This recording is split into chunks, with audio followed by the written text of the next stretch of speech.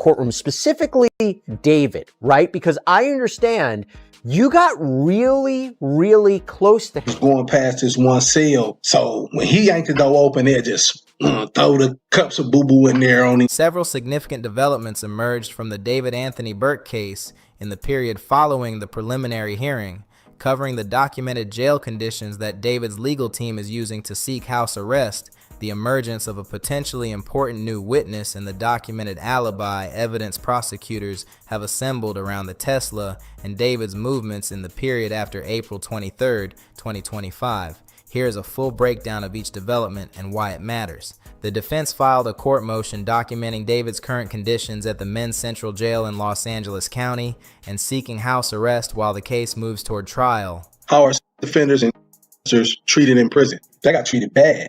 I didn't know what was going on. I didn't even think nothing about that. I just know that it was like every 15 to 20 minutes that went past, guys was going past this one cell. And it'd be like, there's three of them. One of them would grab the cell door and then be on this side like this. And then the other two would be on this side. So the one, and they did this like every 20 to 30 minutes, every like clockwork. And this one would yank the door open and the other two on this side had cups full of and boo-boo. So when he yanked the door open, they just throw the cups of boo-boo in there on him and then boom, close the door, lock it on him. According to the filing, David is being held in a segregated single cell, is escorted from his cell to shower, which he is permitted every other day, and is only allowed phone calls on the days he showers. He receives 3 hours of recreational time with fresh air per week, has no access to a television, cannot have visitors, and reportedly has no money on his books at present. His legal team has also alleged that other inmates have been targeting him in protective custody, specifically that objects have been thrown into his cell through the gap in the door. Early Celeste, even though at a she was really jealous, and she was jealous of another girl that he was also like frequenting and hanging around. Her name was like Asia or something of the sort. And what would happen is that she would send really these crash out messages saying, "Hey, listen, y'all cut off. I'll you if you keep like entertaining this chick." And she was really jealous. She would threaten to destroy his career. You know what? She'd be like, "Hey, listen, y'all." One law enforcement source described the facility as dirty, smelly, and difficult. Prosecutors have opposed the house arrest request. House arrest arrangements, in which a defendant awaits trial under supervised release with electronic monitoring rather than pretrial detention, are a standard procedural option that defense teams regularly pursue in cases involving lengthy pretrial timelines and extended pretrial detention. Saying that the Celeste girl, maybe she was already talking to the cops like, yeah, this creep is, he on me. Now, granted, who knows if David was trying to leave her or whatever the case is, but look like she would also try to threaten David with that to say, yo, I'm about to go tell him, yo, right? Which already he should have knew that he's doing something wrong. Well, I mean, he should have knew of GP, like she's gang. But she would, allegedly, according to this complaint, she had threatened that, yo, I could ruin your music career or something like that. Filing such a motion does not indicate that David's custody status is about to change. Any decision on that request rests with the court, evaluated against the applicable legal standards. Separately, the defense introduced private messages between David and Celeste Rivas Hernandez during the final stage of the preliminary hearing as part of a broader defense strategy. According to reporting from inside the courtroom, the messages showed Celeste expressing anger about David's interactions with another woman and making specific threatening statements directed at him in the period immediately before the events of April 23, 2025. Those messages are the same communications that prosecutors themselves introduced as evidence of motive, specifically that Celeste threatened to go to law enforcement and expose the alleged relationship. Prosecutors are using those threats to argue that David had specific reason to want to silence her. We've learned the, quote, defense strategy, I guess, besides just poking holes in the LAPD investigation, etc. Marilyn Bednarski asked Dr. if he knew anything about Celeste's history, if he talked to her family about her history. He meant, did you know if there was any history of... The defense introduced those same messages with a different purpose, to document that David was the subject of threatening communications and that the situation on April 23rd involved genuine conflict, not a one-sided encounter. The defense also questioned Dr. Grant Ho, the deputy medical examiner, during cross-examination about the limits of what the autopsy could establish. Defense attorney Marilyn Bednarski asked whether the medical evidence could rule out every possible explanation for how Celeste's injuries occurred. The silver lining is that in a preliminary hearing, even though your defense attorney is there, they're seeing a lot of this for the first time. They're kind of winging it. Clearly, this is going to trial. People are saying he's going to accept just a life imprisonment. He's a young kid with a lot of money. He had a lot of prospect in front of him. I don't think he accepts defeat just to make sure he doesn't get a penalty. You know why? I think he looks at it like, you know what? Even if I blow trial, I got enough money. I get an appeal. Even if I get sentenced, I could work to throw appeal status to kind of get removed. Dr. Ho testified that he found no hesitation marks, the standard indicator forensic pathologists look for when evaluating whether sharp force injuries may be self-inflicted, and that the injuries were classified as a homicide. He also acknowledged that the autopsy could not reconstruct every precise mechanical detail of how the injuries were inflicted, including exact body positioning and the specific sequence of the wounds. As established in prior coverage, the defense was not asserting that Celeste caused her own injuries. They were establishing through Dr. Ho's sworn testimony the documented limits of what the autopsy could conclusively prove. That David had a contract with his record label that was for $6 million per album. Every time he dropped an album, I know you guys never heard of his music, but his music was pretty popular. He was going to get $6 million per album. Just to put it in perspective, that's fucking huge. That would be probably more than 95 to 96% of all musicians currently that's on a major. I say that to say his music clearly was either highly profitable or definitely his label, which was Interscope Records. They were definitely exploiting his likeness and his music to a very his level. By the way, his monthly listeners was out. The homicide classification was not changed by this cross-examination. What the questioning accomplished was placing the documented forensic limits into the formal court record in a form available for use at trial. It is also worth noting that prosecutors have pointed out David's comparative physical size relative to Celeste's in the context of the self-defense framing, arguing that the alleged circumstances are not consistent with a scenario involving genuine fear. The court will evaluate these competing arguments. One of the most significant new developments was the formal introduction of a live-in bodyguard named Sheldon as a potentially important witness. According to court records, David employed Sheldon as a live-in security guard who was present at the Hollywood Hills property on a continuous basis throughout the relevant period. All kind of had to look away, but David did not. David did not take his eyes away from these photos. He also kind of gave me the sense that he was very relaxed in court, almost like he was kind of sitting in English class or something in his chair a little bit. He would lean forward sometimes, and his mannerisms with his attorney, they were interesting. Blair Burke would rub his back. They would smile at each other. But again, court filings allege that Sheldon drove David and Celeste Rivas Hernandez together to clubs on multiple occasions, and that fake identification was allegedly used by Celeste at some of those venues to gain entry. If that allegation is accurate, Sheldon would have been in close and repeated proximity to both David and Celeste across multiple interactions during the relevant period.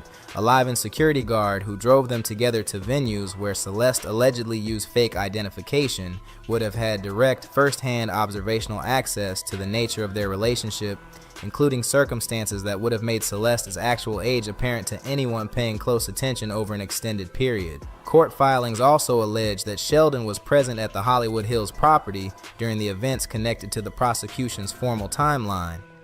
name to watch for, a bodyguard named Sheldon. Sheldon Jaculus, I think I heard, but it was tough. Even Gregor, the witness, couldn't quite tell us his last name. So he was identified, Sheldon, as Burke's live-in security guard.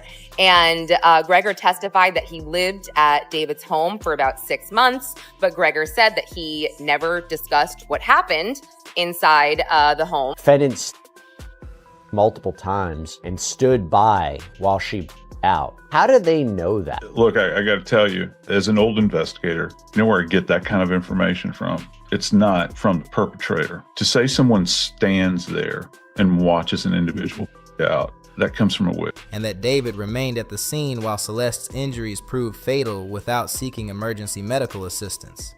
If that allegation is accurate, it would make Sheldon the only potential witness in this case capable of providing real-time first-hand testimony about what occurred during the events themselves, not about what investigators found afterward, but about what someone personally observed while those events were unfolding.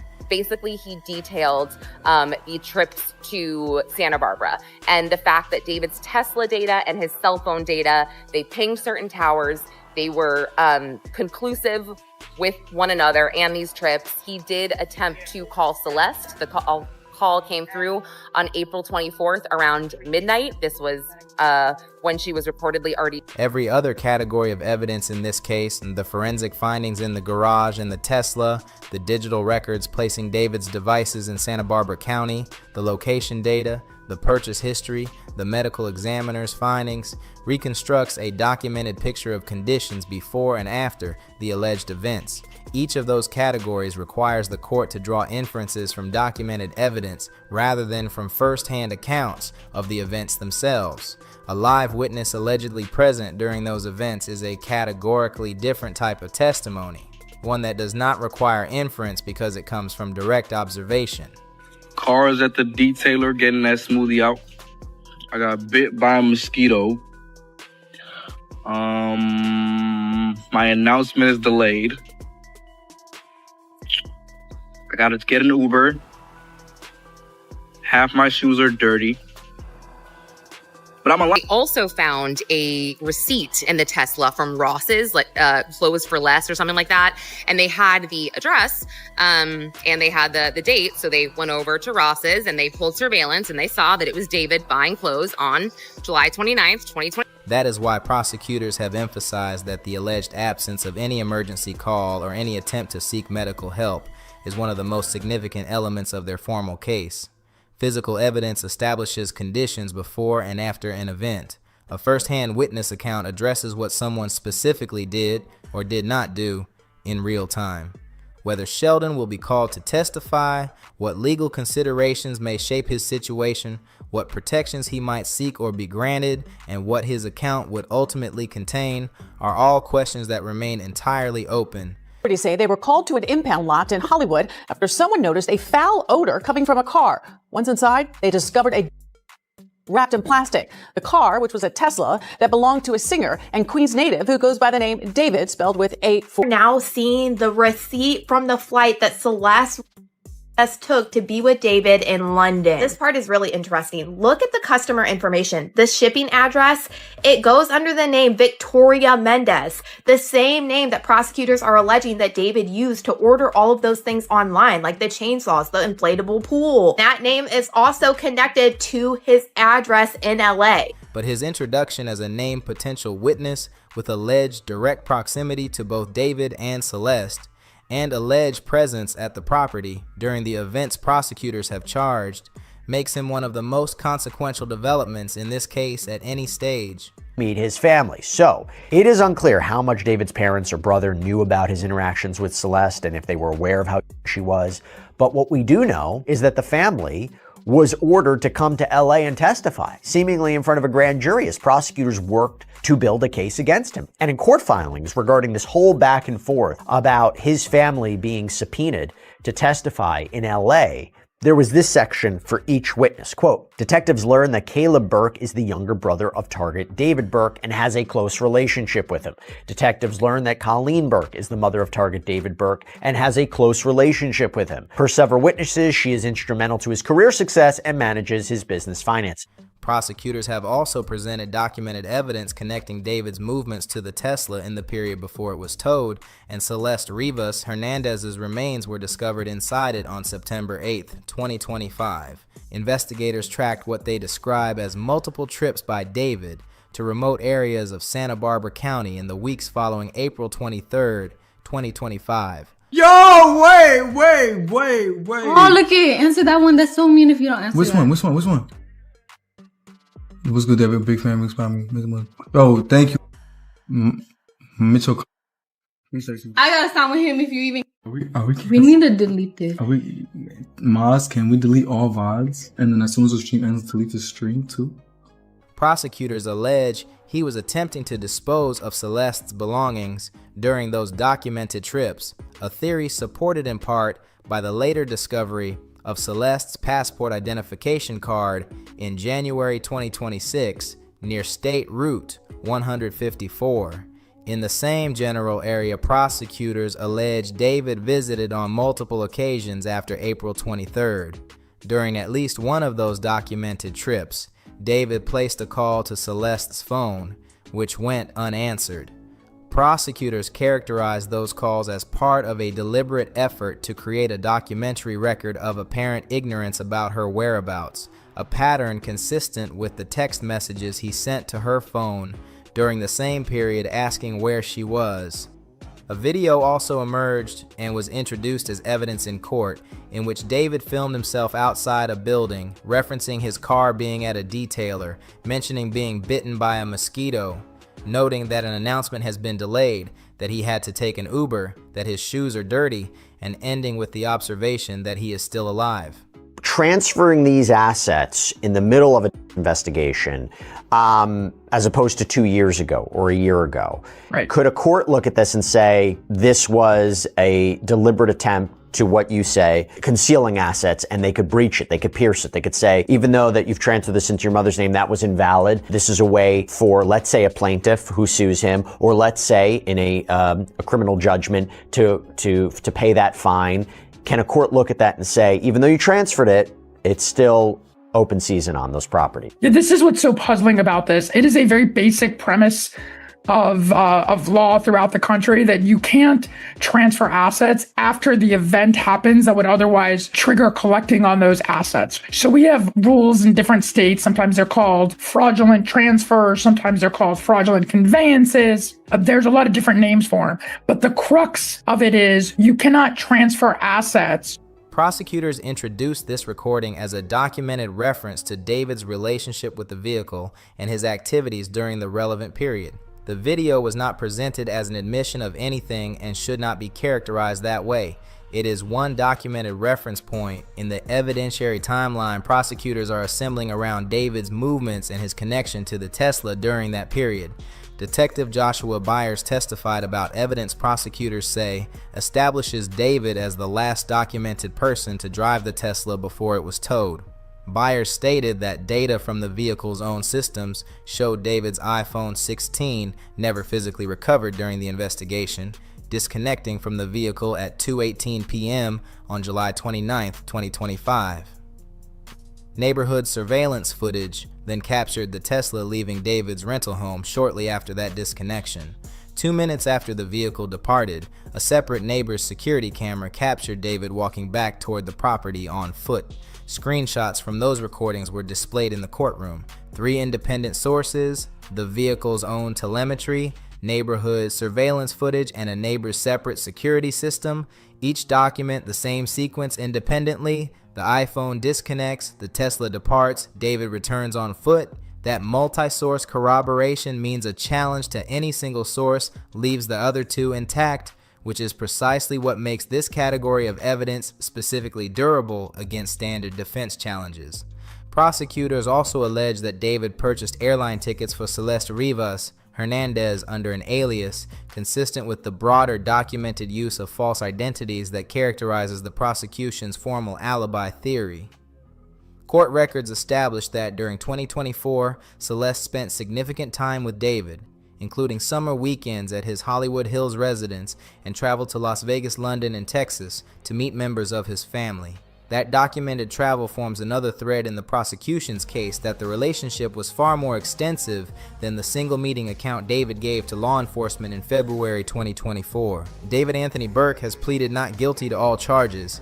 He is presumed innocent unless and until the evidence establishes otherwise through the formal legal process.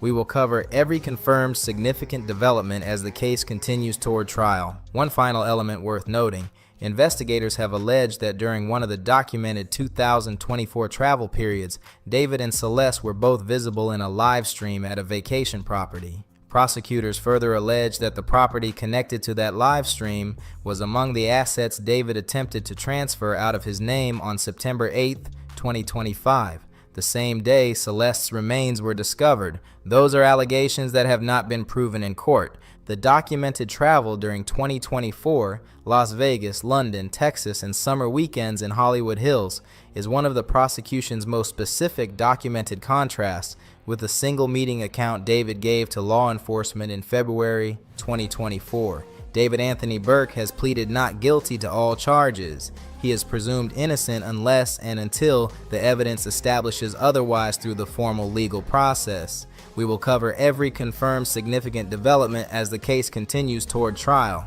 Subscribe and turn on notifications so you stay updated.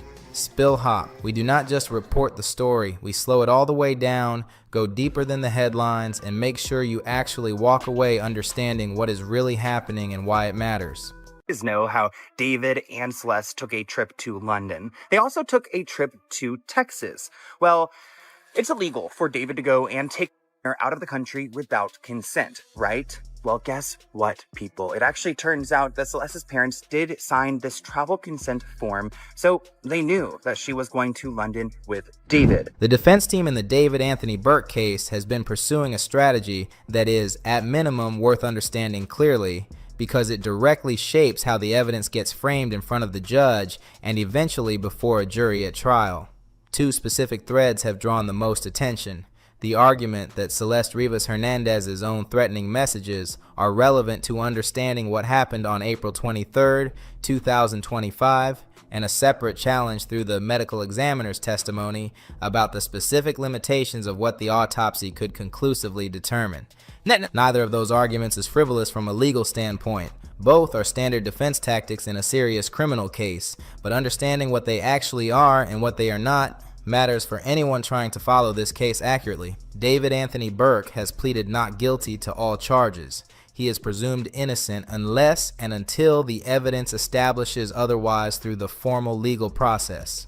The preliminary hearing that concluded in late July 2026 was not a jury trial. No jury was present. The proceeding was before Judge Charlene Olmedo alone, and its purpose was to determine whether sufficient probable cause exists to send the case to trial. The judge has ruled that it does. The formal trial, before a jury, under the beyond a reasonable doubt standard, has not yet begun. The defense introduced Celeste's messages from April 22nd and 23rd, the final messages before her tragedy, because those messages show her threatening to expose the relationship to her father, threatening to damage David's career publicly, and expressing intense anger over his contact with another woman.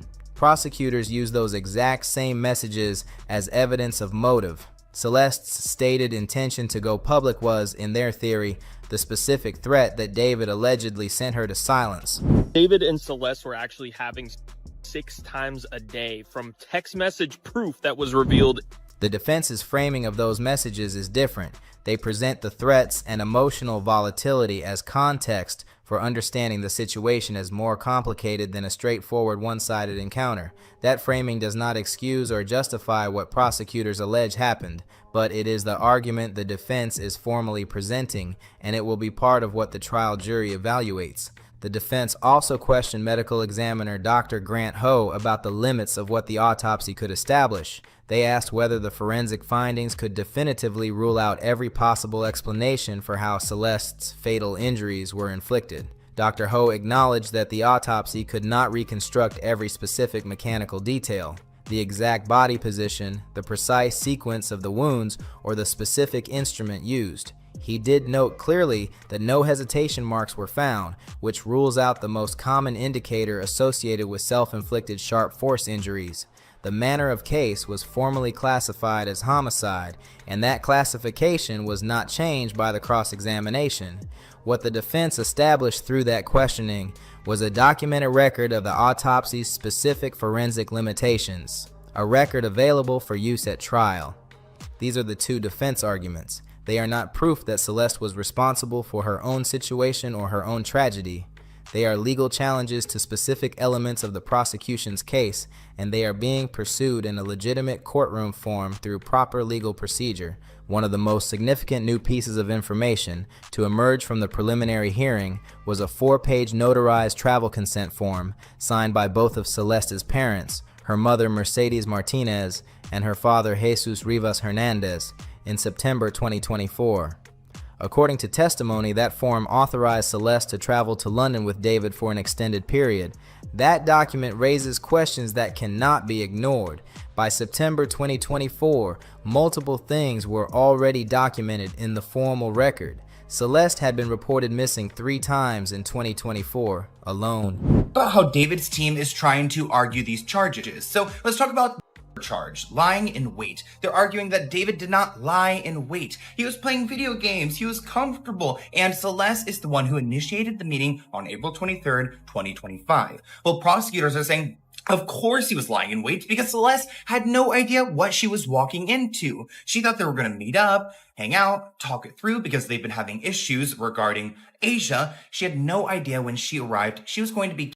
And of course, he was ready for her. He had the gate unlocked, the door unlocked. It seemed all planned. Another one of the charges say that David killed Celeste because of financial gain. He wanted to protect his career. David's attorneys say, you didn't really identify what he would have gained by Celeste. Celeste didn't directly die, and then he got some kind of financial gain. Well, the prosecutors hold up. Are you unaware of their relationship? I mean, she was telling David that she would expose this relationship. Law enforcement had conducted a welfare check at David's Hollywood Hills residence in February 2024 and had explicitly informed David that Celeste was underage and had been reported as a runaway.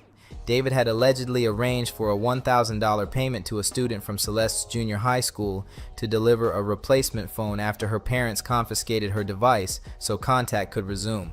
And the formal case record establishes that Celeste had already undergone an abortion in January 2024, the existence of which her parents were apparently not aware of based on the available public record.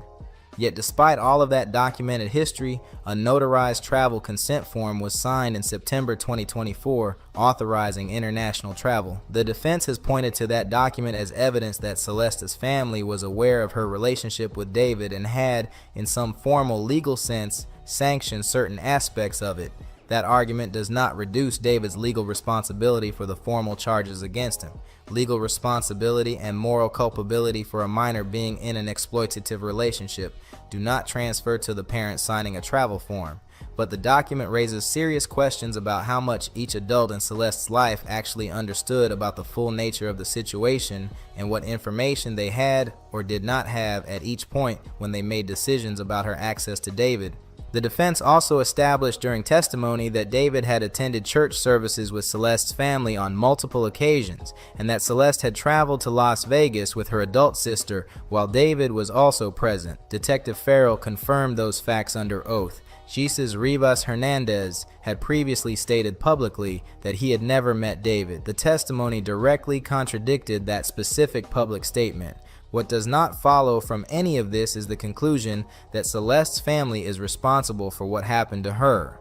A family can have incomplete information about the full nature of a relationship, including the alleged adult contact, the pregnancy and abortion, and the sustained pattern of contact that prosecutors allege.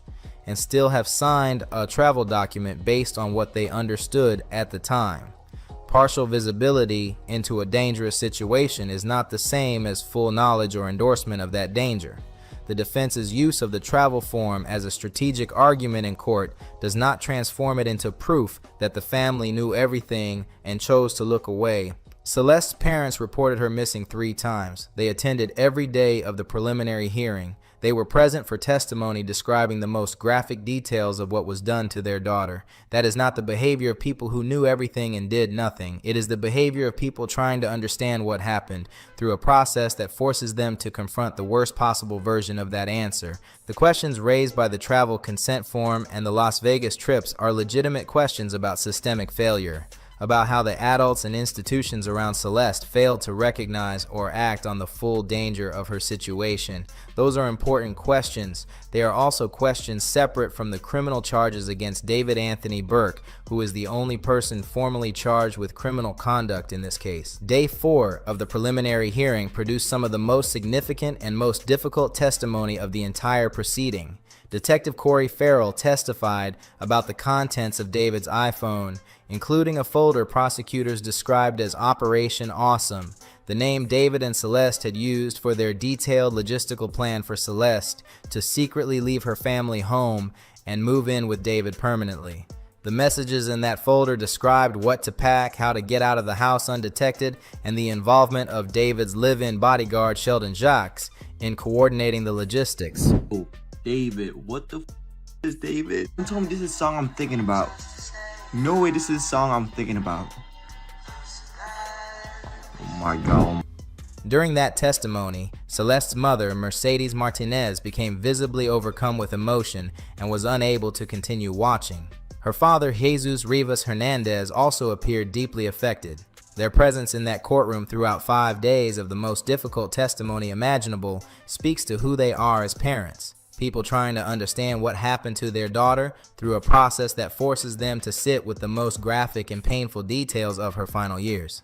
The operation itself is significant evidence because it documents deliberate and sustained planning to separate Celeste from her family permanently. Planning that began after law enforcement had already explicitly informed David of her age and legal status as a reported runaway. An adult man who had been told by law enforcement that a girl had been reported missing was, according to the messages, simultaneously planning to extract her permanently from her family home using his live-in bodyguard Sheldon Jacques as a logistics coordinator. David had told her what to pack. He had offered to bring bags. He had described the plan as one of the most important days of her life, second only to their future wedding. That is the documented reality of Operation Awesome, and it is documented in messages that post-date the February 2024 welfare check by only days. The defense's use of the September 2024 travel consent form as an argument does not change what the messages from February 2024 already show about David's deliberate choices after being formally notified of Celeste's age. The prosecution's motive theory rests on a specific and documented sequence that connects the financial stakes to the final events. By April 2025, David's debut album Withered had recently been released and was gaining commercial momentum. His Interscope deal had generated between $10 million and $11.5 million in earnings in recent years, according to financial testimony presented during the hearing. His world tour was being assembled. He had built a career that was generating significant financial returns at precisely the moment when Celeste, in her final messages, was threatening to expose the relationship publicly, to go to her father, and to end his career and his life. Prosecutors argue those specific threats, made the night before April 23rd, established the direct motive for what they allege followed. The financial gain special circumstance in the formal charges requires exactly this kind of documented specific financial stake connected to the alleged crime. And the combination of the financial testimony and the message record is the prosecution's formal foundation for that allegation. Celeste's final known message was sent from an Uber approaching David's Hollywood Hills home on the evening of April 23, 2025. She wrote, "I'm almost there. Open your doors if you're home." David confirmed the gate was open. After that message, her phone went permanently silent. What investigators allege happened inside that property is documented in the forensic evidence. The blood in the garage, the inflatable pool purchased under the Victoria Mendez alias, the chainsaws, the body bags, the location data placing David's Tesla traveling towards Santa Barbara County that same night. The purchases under a false name did not prevent investigators from finding them. The alias used to order items from Amazon, chainsaws, body bags, the blue inflatable pool was connected back to David through payment records, delivery addresses, and the digital paper trail that the investigation assembled across more than 40 terabytes of evidence. One additional element circulating publicly is a song titled "That I Did It" that reportedly appeared on David's Apple Music page. Reports indicate the account may have been hacked, and the appearance of that song has not been formally authenticated as connected to David. It should not be treated as a confession or as verified evidence of anything. Online speculation around it should be understood in that context. The preliminary hearing has concluded. Judge Charlene Olmedo ruled that sufficient probable cause exists on all counts. David Anthony Burke will stand trial for first-degree homicide with special circumstances and related charges. The arraignment is scheduled for August 31st, 2026. The formal trial, before a jury applying the beyond a reasonable doubt standard, has not yet begun. She was minor when prosecutors alleged the adult relationship began and when she underwent an abortion. Her parents were in that courtroom for every day of the preliminary hearing. They are waiting for formal accountability through a process they have no control over. We will cover every confirmed significant development as the case continues toward trial. Subscribe and turn on notifications so you stay updated. SpillHop. We do not just report the story. We slow it all the way down, go deeper than the headlines, and make sure you actually walk away understanding what is really happening and why it matters. I was going past this one cell, so when he yanked the door open, they just throw the cups of boo-boo in there on him. He's gonna have to stand on that. He better stay out of... I got 9. Several significant developments emerged from the final session of the preliminary hearing on July 27, 2026. And understanding each one helps clarify where the defense is positioning itself ahead of trial and what the prosecution presented in direct response. Here is a full breakdown of the key developments and why each one matters. The defense's strategy took clearer shape during this session, and it operates on multiple levels simultaneously. The first level is the evidence the defense introduced regarding the April 22nd and 23rd messages between David. Defenders and treated in prison. They got treated bad. I didn't know what was going on. I didn't even think nothing about that. I just know that it was like every 15 to 20 minutes that went past, guys was going past this one cell. And it'd be like, there's 3 of them. One of them would grab the cell door and then be on this side like this. And then the other 2 would be on this side. So the one, and they did this like every 20 to 30 minutes, every like clockwork. And this one would yank the door open and the other 2 on this side had cups full of and boo-boo. So when he yanked the door open, they just throw the cups of boo-boo in there on him and then boom, close the door, lock it on him. You know, so that was crazy. But and then some was getting jumped on, some was getting slapped, extorted, some was getting having to do and Celeste Rivas Hernandez. On the final day of the hearing, the defense presented text messages showing Celeste sending aggressive messages toward David in the period immediately before the events prosecutors alleged took place on April 23rd. Those messages showed Celeste expressing anger about David's contact with another woman and threatening to go to police about the relationship if he did not stop his behavior. Prosecutors themselves have introduced those same threats as evidence of motive. He crashed out on David because David was starting to kind of entertain another woman. She would later him to say, I'll tell the fact that you've been sleeping with me. I'll bring up all the secrets that we have. And that seemingly was her way to try to keep him in line. He had gone to Coachella, and I think he was starting to give her like lies or white lies about why he couldn't hang with her. And in reality, he was hanging with someone else. This person's name keeps coming up a lot. Her name is Asia. The girl Asia Collins was older than David. Arguing that Celeste's threats to expose the relationship motivated David to act. The defense introduced them for a different purpose, to support a self-defense framing, arguing that David was the subject of threats and aggressive communications rather than acting as an aggressor. The second level is the cross-examination of the medical examiner.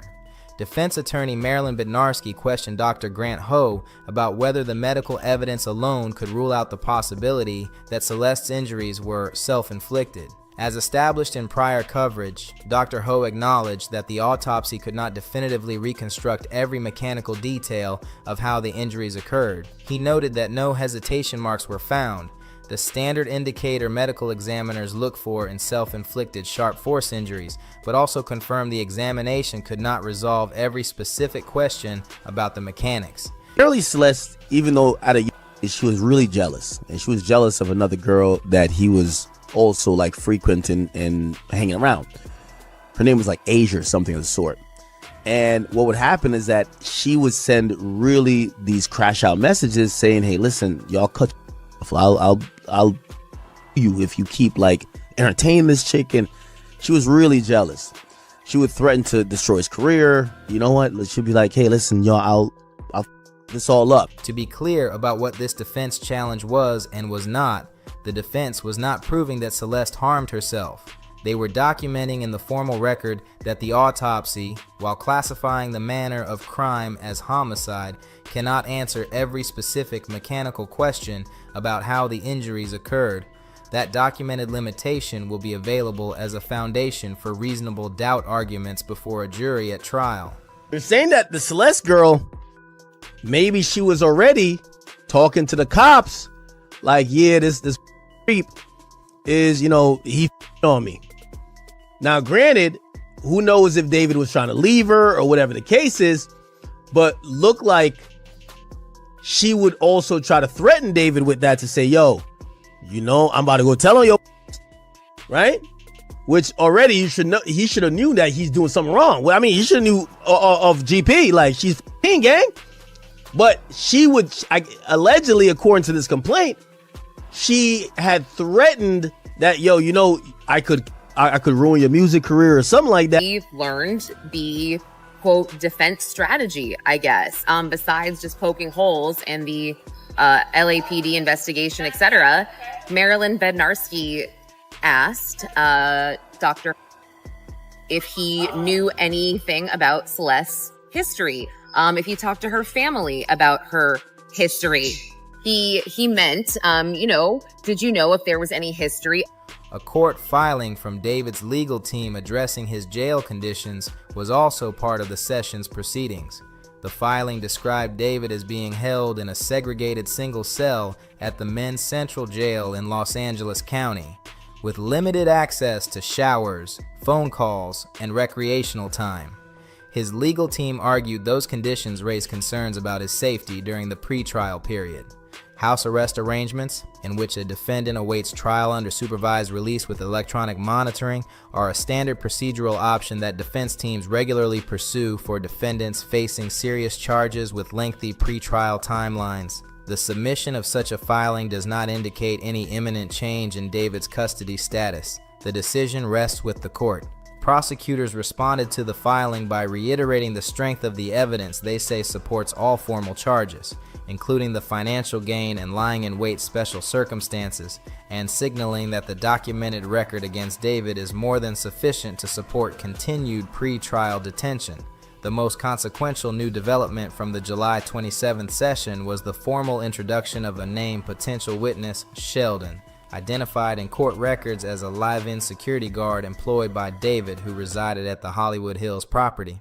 Silver lining is that in a preliminary hearing, even though your defense attorney is there, they're seeing a lot of this for the first time. They're kind of like just kind of winging it. Clearly, this is going to trial. You know, people are saying he's going to accept just a life imprisonment. He's a young kid with a lot of money. He had a lot of prospect in front of him. I don't think he accepts defeat just to make sure he doesn't get a penalty. You know why?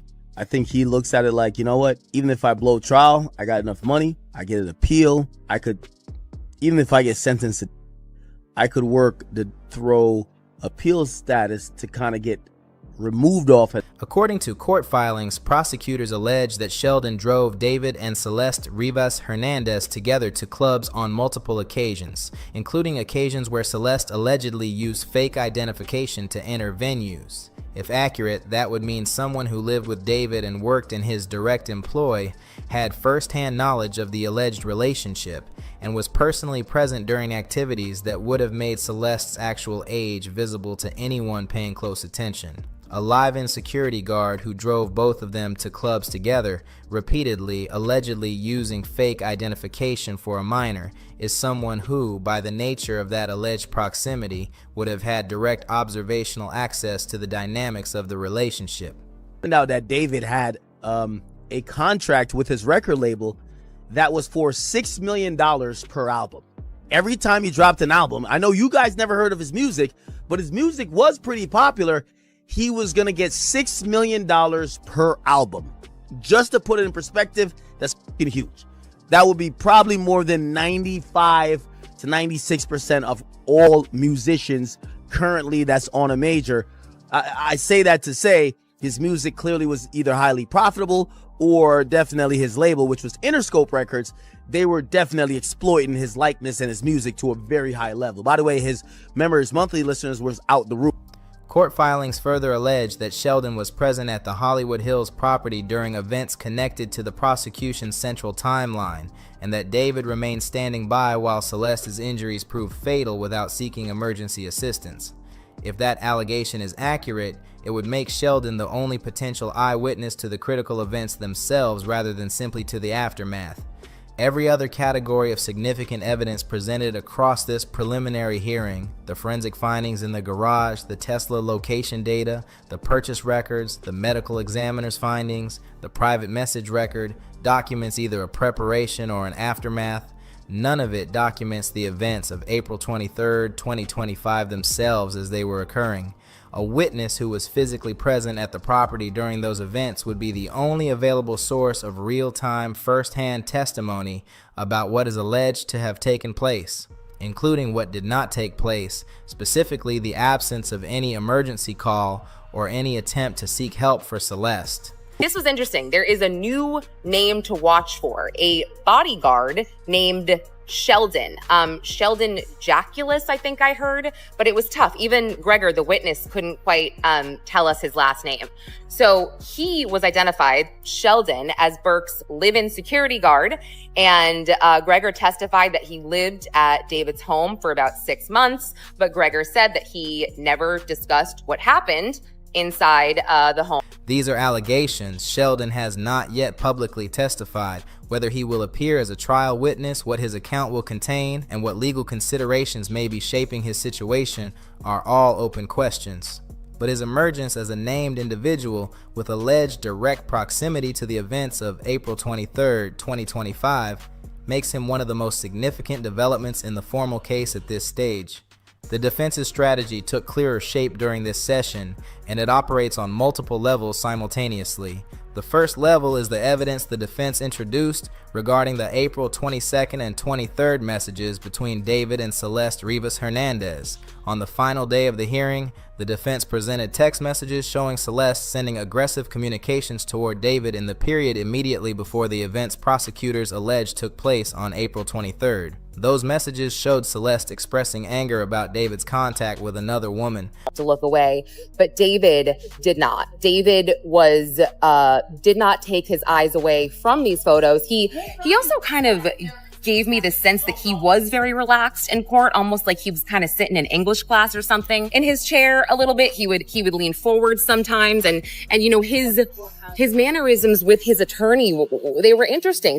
Blair Burke would rub his back. They would smile at each other. But again, threatening to inform her father about damaging information concerning David and threatening to go to police about the relationship if he did not stop his behavior.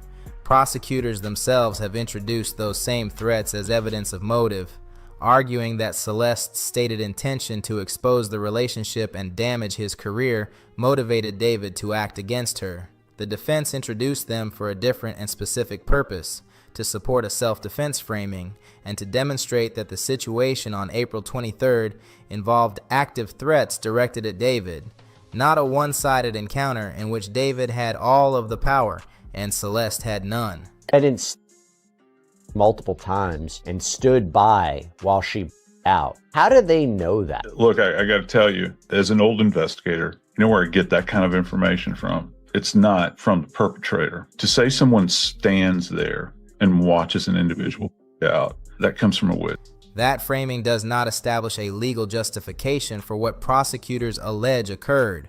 It establishes a narrative architecture the defense intends to present at trial. Whether a jury finds it persuasive, after hearing the full body of evidence including the forensic record, the purchase history, the location data, and the complete message timeline, is a question that only the trial itself will answer. The second level is the cross-examination of the medical examiner. Defense attorney Marilyn Bednarski questioned Dr. Grant Ho about whether the medical evidence alone could rule out the possibility that Celeste's injuries were self-inflicted. Basically, he detailed the trips to Santa Barbara and the fact that David's Tesla data and his cell phone data, they pinged certain towers. They were conclusive with one another and these trips. He did attempt to call Celeste. The call came through on April 24th around midnight. This was when she was reportedly already deceased. As established in prior coverage, Dr. Ho acknowledged that the autopsy could not definitively reconstruct every mechanical detail of how the injuries occurred.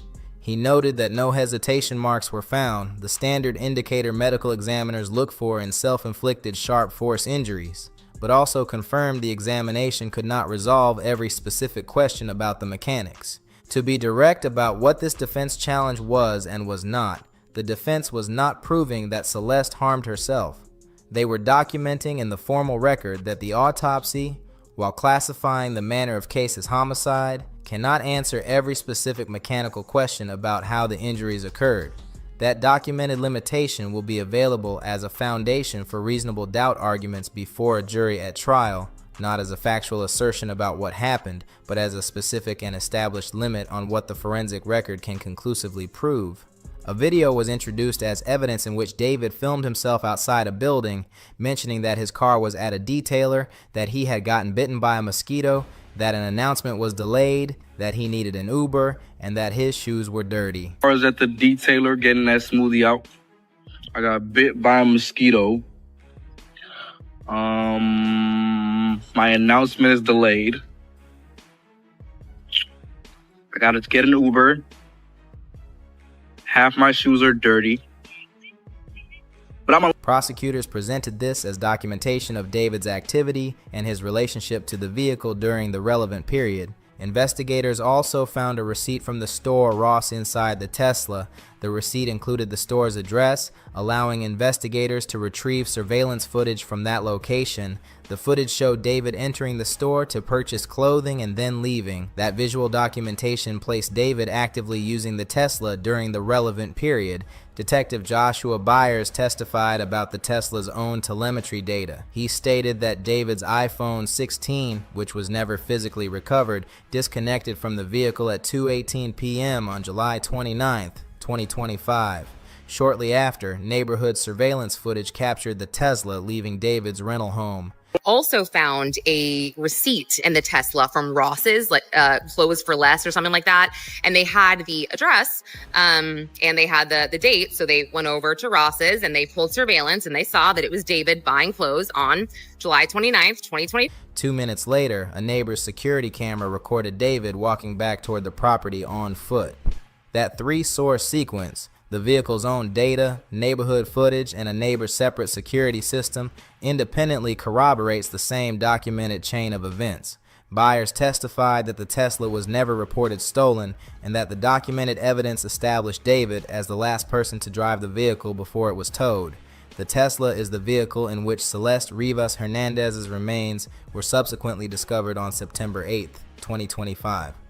Prosecutors have also alleged that David drove towards Santa Barbara County late on the night of April 23, 2025, calling Celeste's phone multiple times during that drive, knowing no one would answer. Prosecutors characterized those calls, like the text messages asking where she was that he sent from his home that evening, as a deliberate attempt to create a documented record of apparent ignorance about Celeste's whereabouts. That allegation has not been proven in court. Taken together, the July 27 session added several specific and significant elements to the formal record. The defense's multi-layered strategy is now more visible than at any prior point in the hearing. They say they were called to an impound lot in Hollywood after someone noticed a foul odor coming from a car. Once inside, they discovered a wrapped in plastic. The car, which was a Tesla that belonged to a singer and Queens native who goes by the name David, spelled with 8-4. A self-defense framing built around Celeste's April 22nd threats, a documented limitation on the medical examiner's autopsy conclusions, and a jail conditions filing aimed at establishing grounds for house arrest. These are three distinct strategic tools the defense has assembled and is preparing to deploy in a coordinated way at trial. Sheldon's emergence as a named potential eyewitness is the single most consequential new development for the prosecution's case. He represents a category of witness that no other evidence in this case provides, someone allegedly present in real time during the events prosecutors have charged. The Tesla documentation, the video, the Ross receipt footage, the iPhone disconnection data, the neighborhood surveillance, and the neighbor's camera establishes a specific multi-source corroborated chain placing David as the last documented driver of the vehicle before Celeste's remains were found inside it. Each of these threads will be formally tested at trial under the beyond a reasonable doubt standard. The trial is where the full evidentiary case, including evidence that has not yet been publicly presented, will determine what can be proven and what cannot. David Anthony Burke has pleaded not guilty to all charges. He is presumed innocent unless and until the evidence establishes otherwise through the formal legal process. Her family has been present throughout this entire proceeding. We will cover every confirmed significant development as this case continues toward trial. Subscribe and turn on notifications so you stay updated. SpillHop. We do not just report the story, we slow it all the way down, go deeper than the headlines, and make sure you actually walk away understanding what is really happening and why it matters. Hello Kitty lifestyle go crazy? Yeah. I associate Hello Kitty with depression, though. That's the only reason why I rock with it, because I be making sad music, so I just be like... I'll tell you guys a story. I had a friend whose girlfriend continuously broke his heart and was continuously doing things that he knows that she'll keep doing, and he'll keep on having to take her back because that love is so strong. And she'll keep promising and promising and promising that she'll change, but she never changes. And he'll be at the verge of breaking up with her and leaving her. And then she'll be like, wait, can you please wait for me? I'll change. I promise I'll change it. I'll change soon. I'll fix these problems. And he'll be like, okay, maybe I do have this faith that you will change, so I'll stay. Even at my own expense, I'm the one being hurt. I'm the one getting my heart broken. I'll stay. According to testimony from LAPD Detective Joshua Byers, Celeste Rivas Hernandez's remains were in an advanced state of decomposition when discovered. He reportedly described severe skin slippage that had made her face unrecognizable.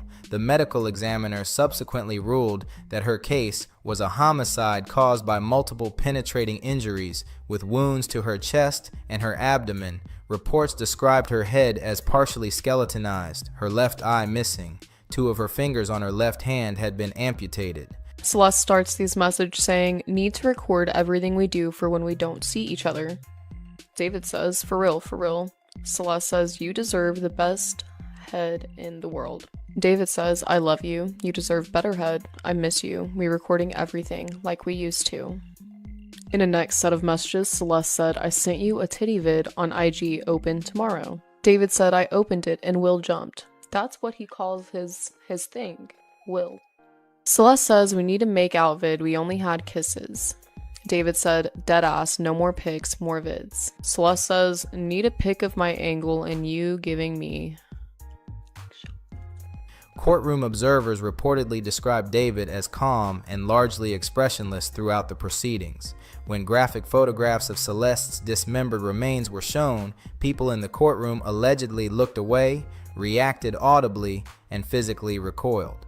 Responses consistent with what most people experience when confronted with deeply disturbing images. Observers reported that David showed little to no visible reaction. One account described him leaning back and staring at the screen. A sketch artist noted he appeared to want to be somewhere else. David says, "August 11th through 17th, Vegas baby, booked, Trump Hotel." Celeste said, "How much your dumbass pay?" In another set of messages, David said, "Can't wait to move in together without the cops bitching, baby. I'll see you more. Take you out every day." Celeste says, "I miss you so much." David says, "You gonna be with me everywhere." In another set of messages, David says, 4-year vacation, slide back, get the rest of your documents, we dip out the country and get married in Italy. Celeste says, David. David says, LMFAO. David says, after all these OAs, Operation Awesomes, we can finally make it happen without all these police and posters. Courtroom demeanor is not evidence of guilt or innocence. People respond differently to trauma, stress, and graphic visual content. Defendants are regularly advised by their attorneys on how to conduct themselves during proceedings. None of this should be treated as proof of anything, but it was observed and noted by multiple people present, and it is part of the documented record of how the hearing unfolded. David's attorney, Blair Burke, was reportedly seen comforting him during difficult moments of testimony. June 13, 2024, 10:59 p.m. David says, rate 6 today out of 10. Celeste sends a gif or a picture or something. Then she says, I love you more, ugh, I don't know, shit felt so good. David said, need more hickeys. Celeste says, my are sore and so is my. David said, let me know if I'm ever too rough, baby. Celeste says you're not, but it's sore. June 24th, 2024. It's noted that these were lined up with 9 pictures of CSAM found in the phone. Celeste says, give me. David says, KKK. June 27th, 2024, 9 o'clock a.m. Celeste said, we, and it hurt so much.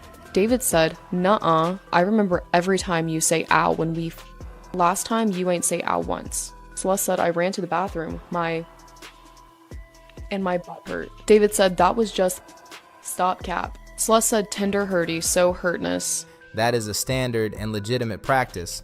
Defense attorneys manage how their clients appear in court, and maintaining composure during difficult testimony is part of effective legal representation.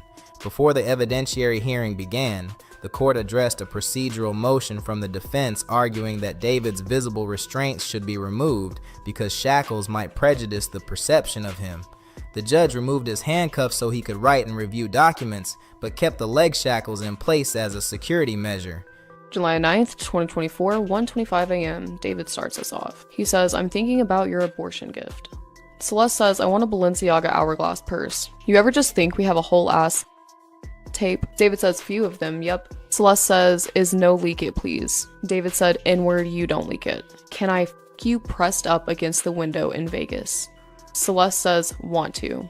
David says, want to everywhere.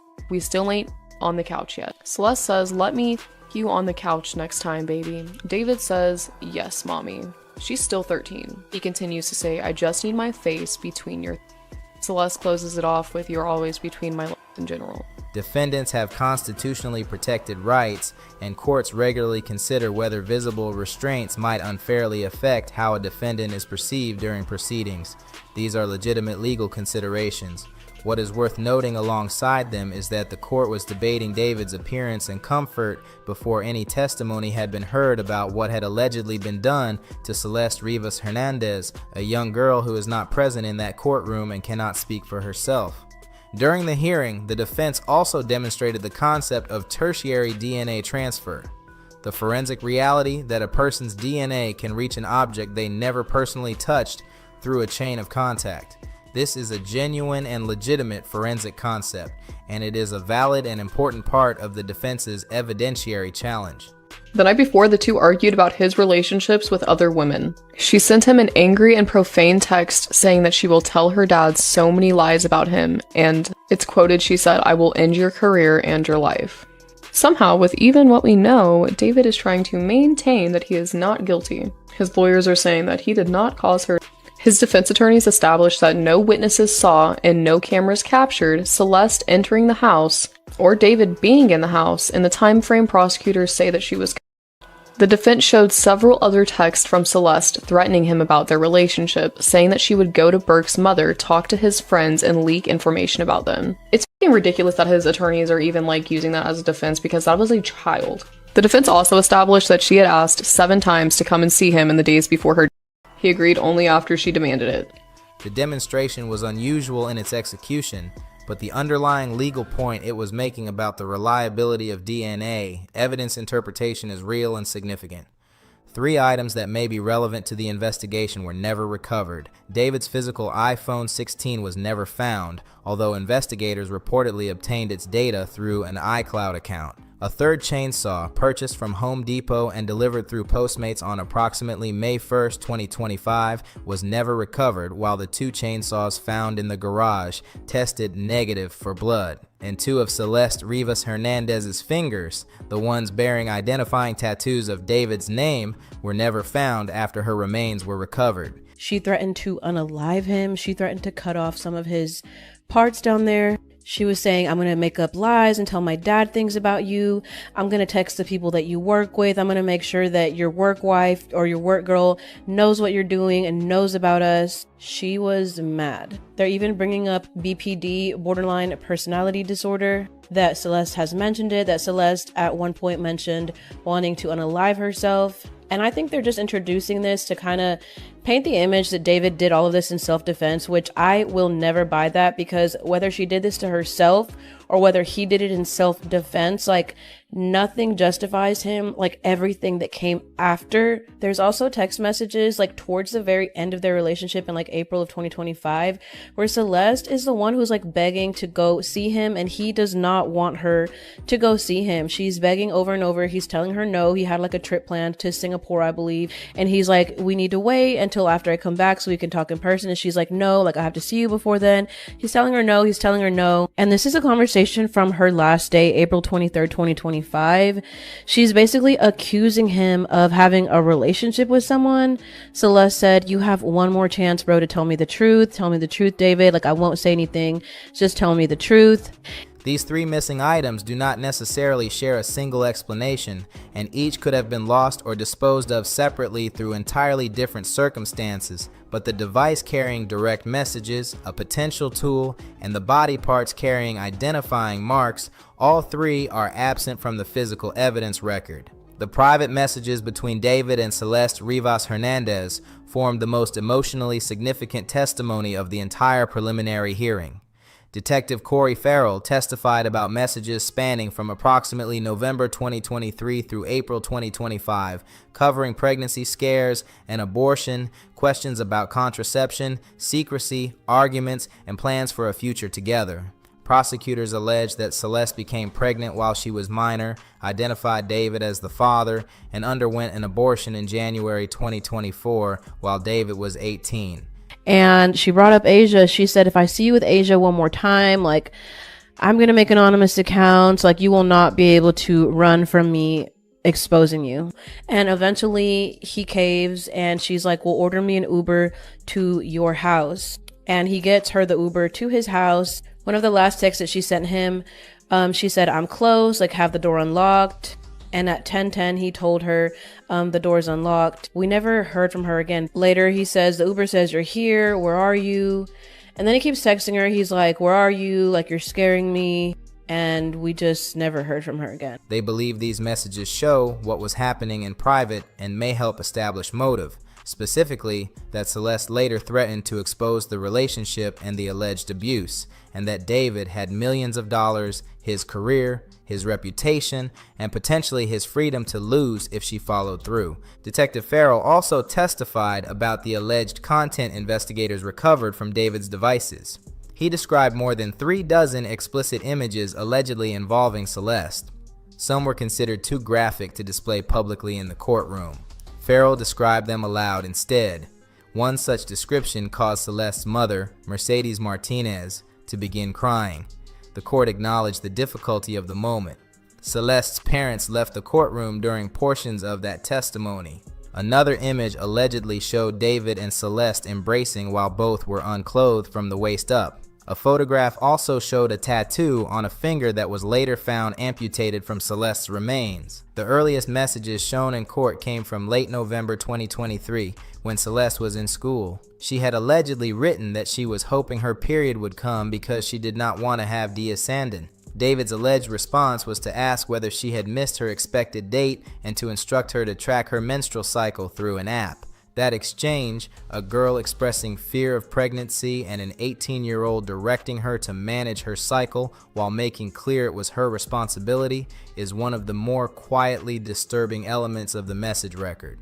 It documents both the ongoing nature of the alleged relationship and the degree to which David was actively engaged in managing the risks associated with it.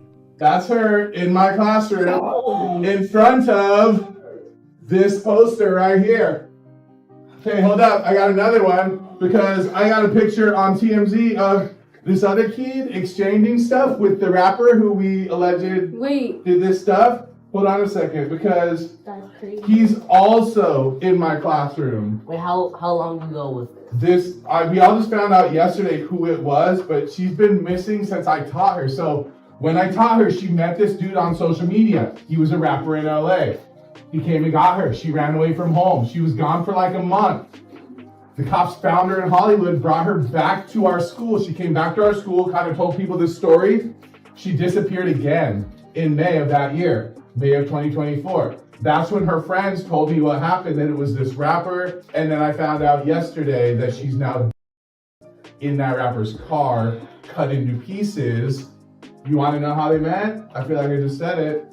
Social media. According to testimony, Celeste underwent an abortion in early January 2024. Before the procedure, she allegedly told David that neither of them could care for a baby. He replied that she was stronger than him, told her he loved her, mentioned that his mother had advised him to question paternity if he were ever in that situation, and then asked directly whether the pregnancy was his. Celeste confirmed that it was. That detail, David referencing his mother's advice about paternity in the context of a pregnancy involving a very young girl, is evidentiary in multiple directions. It suggests his mother was sufficiently aware of the general nature of the situation to have offered specific guidance. It also establishes that David was not ignorant of what was happening. He was actively navigating it, seeking advice from a parent and asking the paternity question that his mother had coached him to ask. In a December 2023 message, David allegedly told Celeste that he used the name Trevian Davis for packages and deliveries. Prosecutors say that aliases later appeared on purchases investigators believe were connected to the alleged homicide, including 2 chainsaws reportedly ordered through Amazon under that name after April 23, 2025. The disclosure of the alias in a private message to Celeste in December 2023 establishes that he was already practicing alias use for deliveries well before the events of April 2025, and that Celeste herself was aware of it.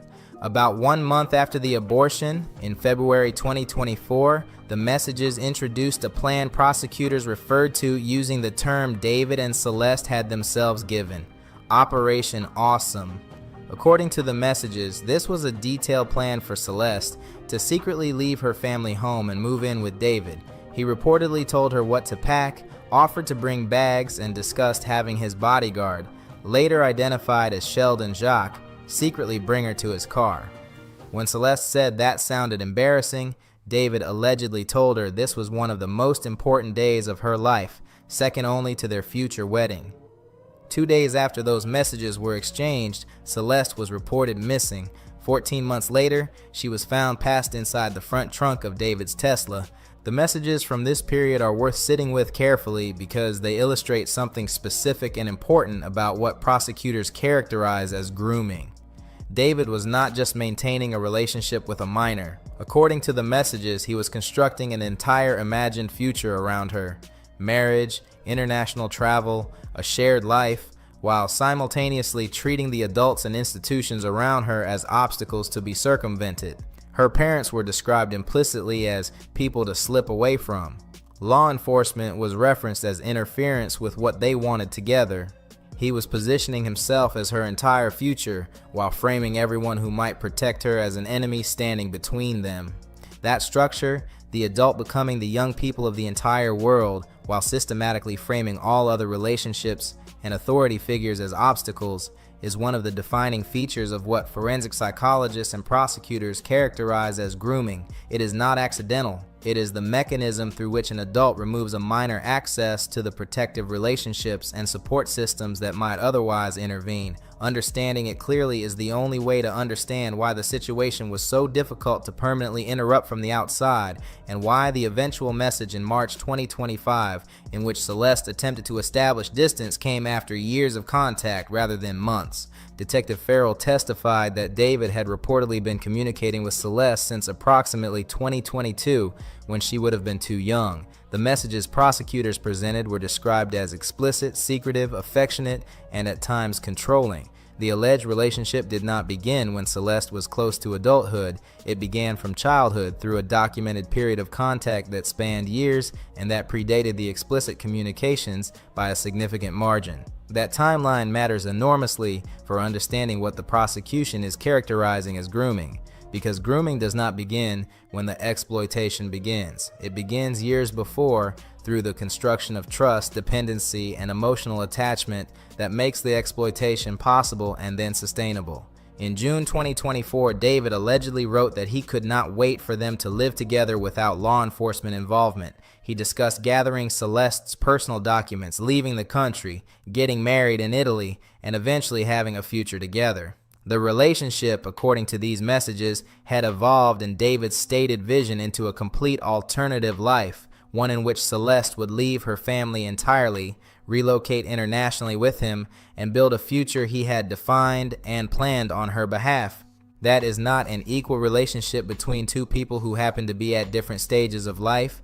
It is an adult constructing a complete world for a young person, defining her future, controlling the terms of the relationship, providing the financial and social infrastructure that makes remaining in the relationship easier than leaving it, and framing every alternative as an obstacle to their shared happiness. The emotional isolation that creates is part of why the situation was so difficult to permanently interrupt through external interventions. In the same period, Celeste expressed fear about another possible pregnancy. David dismissed the concern. When she asked in June 2024 whether his mother knew they were having intercourse, David's alleged response was that his mother believed adulthood was the first thing they would do when they saw each other, meaning his mother had been told the relationship had not yet begun, when in fact a pregnancy and abortion had already occurred. According to David's own message, his mother was aware of the relationship, but had been given a version of it that significantly understated what was actually happening. On June 27, Celeste reportedly told David she had to run to the bathroom after everything because she was in pain. According to the messages, David's response was to dispute her account of what she had experienced, insisting he remembered every time she had previously said something hurt, and that she had not said so during that specific encounter.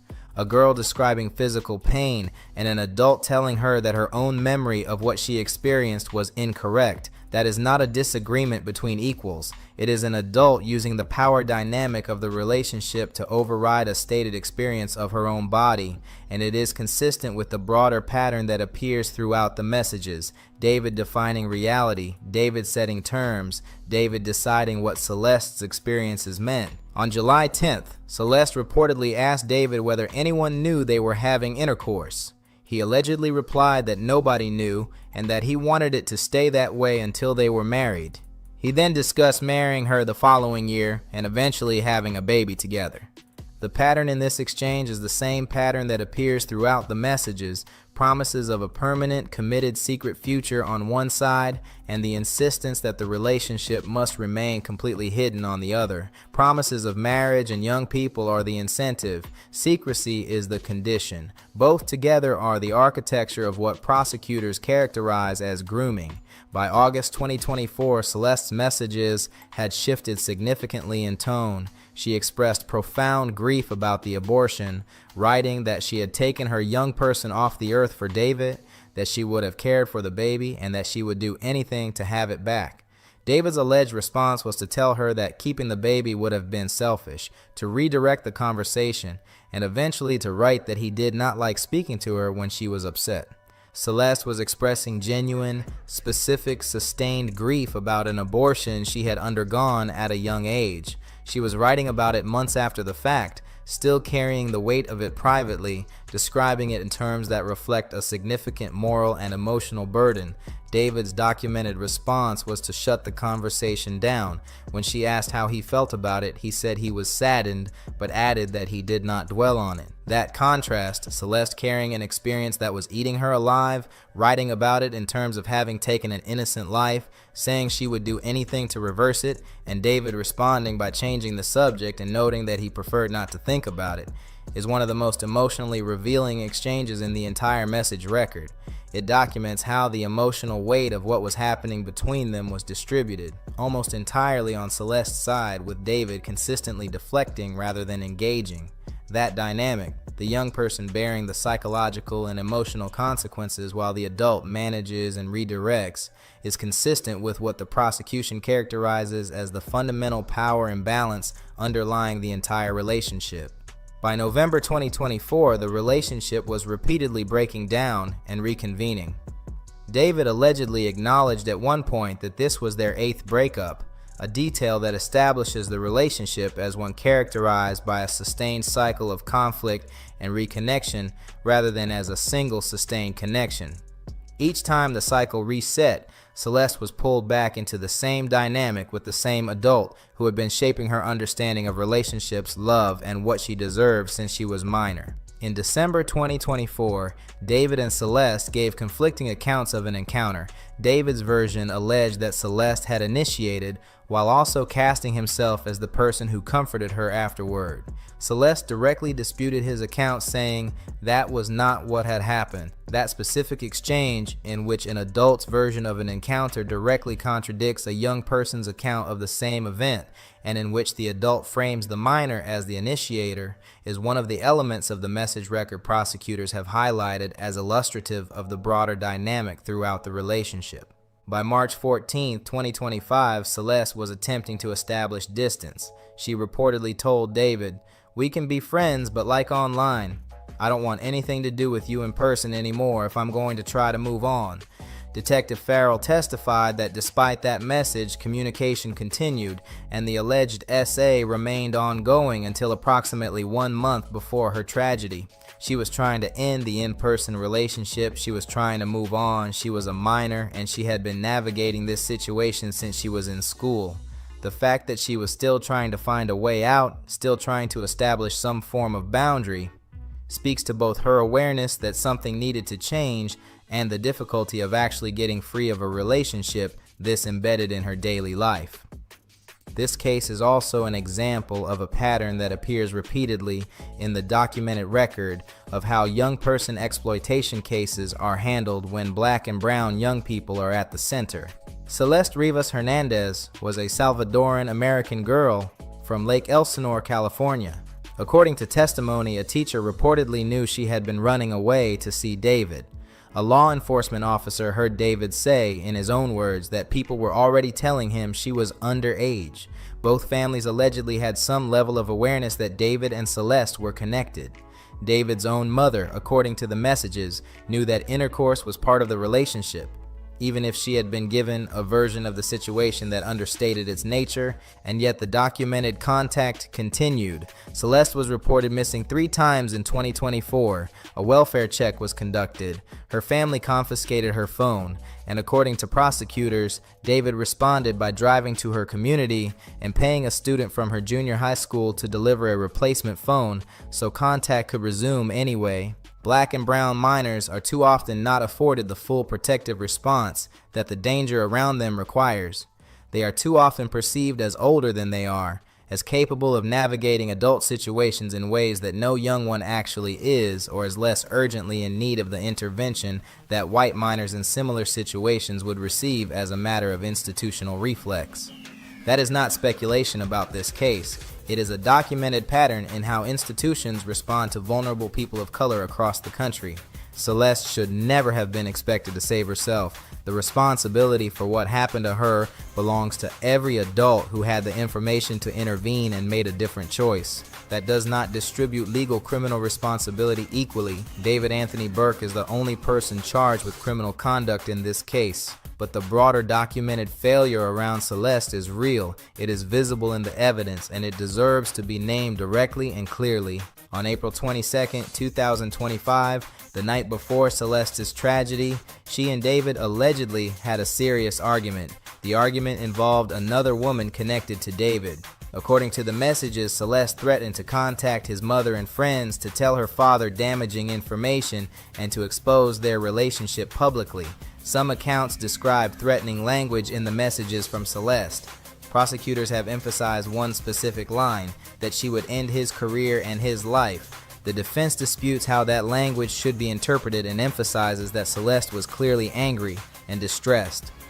The prosecution's argument is that those specific threats, made the night before her tragedy, establish the specific motive prosecutors need to support the financial gain and lying in wait for special circumstances. Placing those threats in full context requires acknowledging that Celeste was a young girl who, according to the prosecution's case, had been in an alleged relationship with this man since she was minor, had undergone an abortion at very young age, had been attempting to end the in-person contact for months, and was apparently furious about perceived betrayal. The threats she sent that night do not make her responsible for what prosecutors allege happened next. They reflect the emotional reality of a young one in a deeply damaged situation, a situation she had been in since she was minor. The following day, April 23, 2025, David allegedly arranged for an Uber to bring Celeste to his Hollywood Hills home. Celeste's final known message reportedly read, "I'm almost there, open your door if you're home." After that message, her phone went permanently silent. Prosecutors asked the court to consider the full sequence: the argument, the threats, the Uber ride, the final message, and then the silence. Alongside David's subsequent messages to Celeste's phone asking where she was, which prosecutors characterize as manufactured false documentation of ignorance about her whereabouts, the defense notes that no eyewitness or camera captured her entering the property or David being inside at that specific time. David's debut album Withered was released only days after the date prosecutors allege Celeste was unalived. Album releases are planned months in advance, so the timing of the release itself does not prove anything about David's mental state or intentions, but prosecutors argue that the financial and professional stakes connected to that release and to the tour that was being assembled are directly relevant to their theory of motive. Celeste allegedly threatened to destroy that career the night before her tragedy. Millions of dollars and his professional future were tied to what was about to happen publicly. Following the discovery of Celeste's remains, testimony indicated that people in David's professional circle took specific actions. David's manager reportedly stated that he felt no obligation to contact police and wanted to continue with the tour. Testimony also indicated that people around David moved their private communications to encrypted applications after Celeste's body was found. Using encrypted communications is not inherently illegal and does not prove wrongdoing, but the timing, switching to private encrypted channels after the discovery of a body in a vehicle registered to the person they worked for, is a documented fact that prosecutors have noted in the formal record. A former finance director testified that David earned between approximately $10 million and $11.5 million in recent years. This same individual reportedly remained on David's payroll after his arrest and was helping him find a new entertainment attorney. The business apparatus around David's career did not simply stop functioning when he was charged with homicide. Parts of it continued operating. A finance director also allegedly advised David's mother to transfer property into her name to protect family assets from a possible wrongful lawsuit. Whether that was ordinary and legal financial planning or something more problematic is a separate legal question that has not been adjudicated. But the fact that asset protection was a documented concern in the period following the discovery of Celeste's remains, before any verdict, before any civil judgment, is part of the formal testimony record. Detective Farrell reportedly agreed during testimony that people on both sides of this case, both Celeste's family and David's family, had some level of awareness that Celeste and David were connected. David allegedly attended church with Celeste's family. Her parents reportedly signed a notarized consent form allowing her to travel with David to London in 2024. The defense has emphasized these points as evidence that the relationship was not entirely hidden and that people around Celeste had engaged with David directly. Celeste had also reportedly lied about her age to David in some contexts, a detail the defense has introduced. That fact exists alongside the documented February 2024 welfare check at which David told deputies that people were already telling him she was underage, establishing that he had received specific information about her actual age from multiple sources before contact continued. Once a person has been informed by law enforcement that the young person they are in contact with is underage and has been reported as a runaway, the question of what the young person told them previously about her age loses most of its legal and moral relevance. The information is now established. The documented contact that occurred after that information was formally delivered is what the prosecution is asking the court to evaluate. The fact that some adults around Celeste had some awareness of her connection to David and that full intervention did not follow is one of the most painful dimensions of this case. It does not distribute legal responsibility equally. David Anthony Burke is the only person charged with criminal conduct. But the question of why the protective systems that existed around Celeste, her family, the school, law enforcement, and the adults in David's professional world did not permanently interrupt this situation is a question the evidence forces. Young people who are in exploitative relationships often do not experience them the way adults recognize exploitation from the outside. They can become emotionally attached, protective of the adult, and actively resistant to the interventions of people trying to separate them from the relationship. They can exhibit behaviors, jealousy, anger, attempts to assert control, threats, that look from the outside like equal participation in a volatile adult dynamic, when what they actually reflect is the emotional reality of a young person who has been thoroughly manipulated into believing the relationship is the most important thing in their world. Celeste's threatening messages from April 22, 2025 did not make her responsible for what prosecutors allege followed. Her anger did not make her an equal party in the situation. Her attempts to assert some form of control in a relationship that had fundamentally been defined and controlled by an adult since she was minor are exactly what we should expect to see in a case prosecutors are characterizing as sustained grooming and exploitation. This case is also, honestly, another example of a pattern that appears repeatedly in the documented record of how young person exploitation is handled when black and brown people are at the center of it. Celeste Rivas Hernandez was a Salvadoran American girl from Lake Elsinore. According to testimony, a teacher reportedly knew she had been running away to see David. A law enforcement officer heard David say, in his own words, that people were telling him she was underage. Both families allegedly had some awareness of the relationship, and the documented contact continued. Black and brown people are too often not afforded the full protective response that the danger around them requires. They are looked at through a lens that perceives them as older than they are, as more capable of making adult decisions than they are, or as less urgently in need of protection than they actually are. Celeste should never have been expected to save herself from a situation that multiple adults around her had a responsibility to stop. The responsibility for what happened to her belongs to the adults who had the power and the information to intervene and did not. Judge Charlene Olmedo ruled that prosecutors presented sufficient evidence to send this case to trial. That is not a conviction, it is a determination that the evidence is sufficient for a jury to evaluate the charges. David remains held without bail. Prosecutors have not yet announced whether they will seek the death penalty. Every message, every piece of forensic evidence, every witness account, and every argument the defense has prepared will now be evaluated under the beyond a reasonable doubt standard, before 12 jurors in a full trial proceeding.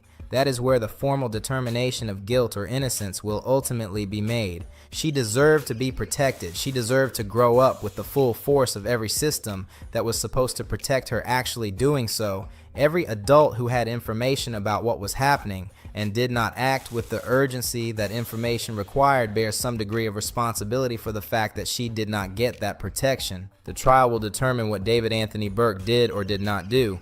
The broader question, how a situation this serious persisted this long around a person this young with this many adults in proximity, belongs to all of us to sit with seriously. David Anthony Burke has pleaded not guilty to all charges. He is presumed innocent unless and until the evidence establishes otherwise through the formal legal process. We will cover every confirmed significant development as the trial moves forward. Subscribe and turn on notifications so you stay updated. SpillHop.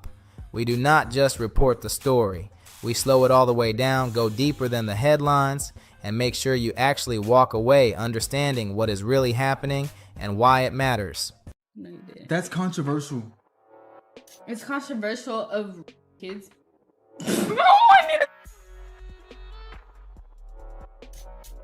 Really good. Okay, It's been a good one. Bye. Bye, guys. Mwah, mwah, mwah, mwah, mwah. Oh my! Delete everything. Delete everything. The case against David Anthony Burke continues to produce details that are disturbing, not just for what they suggest about the formal charges, but for what they reveal about how David moved through public life during the months surrounding the alleged events.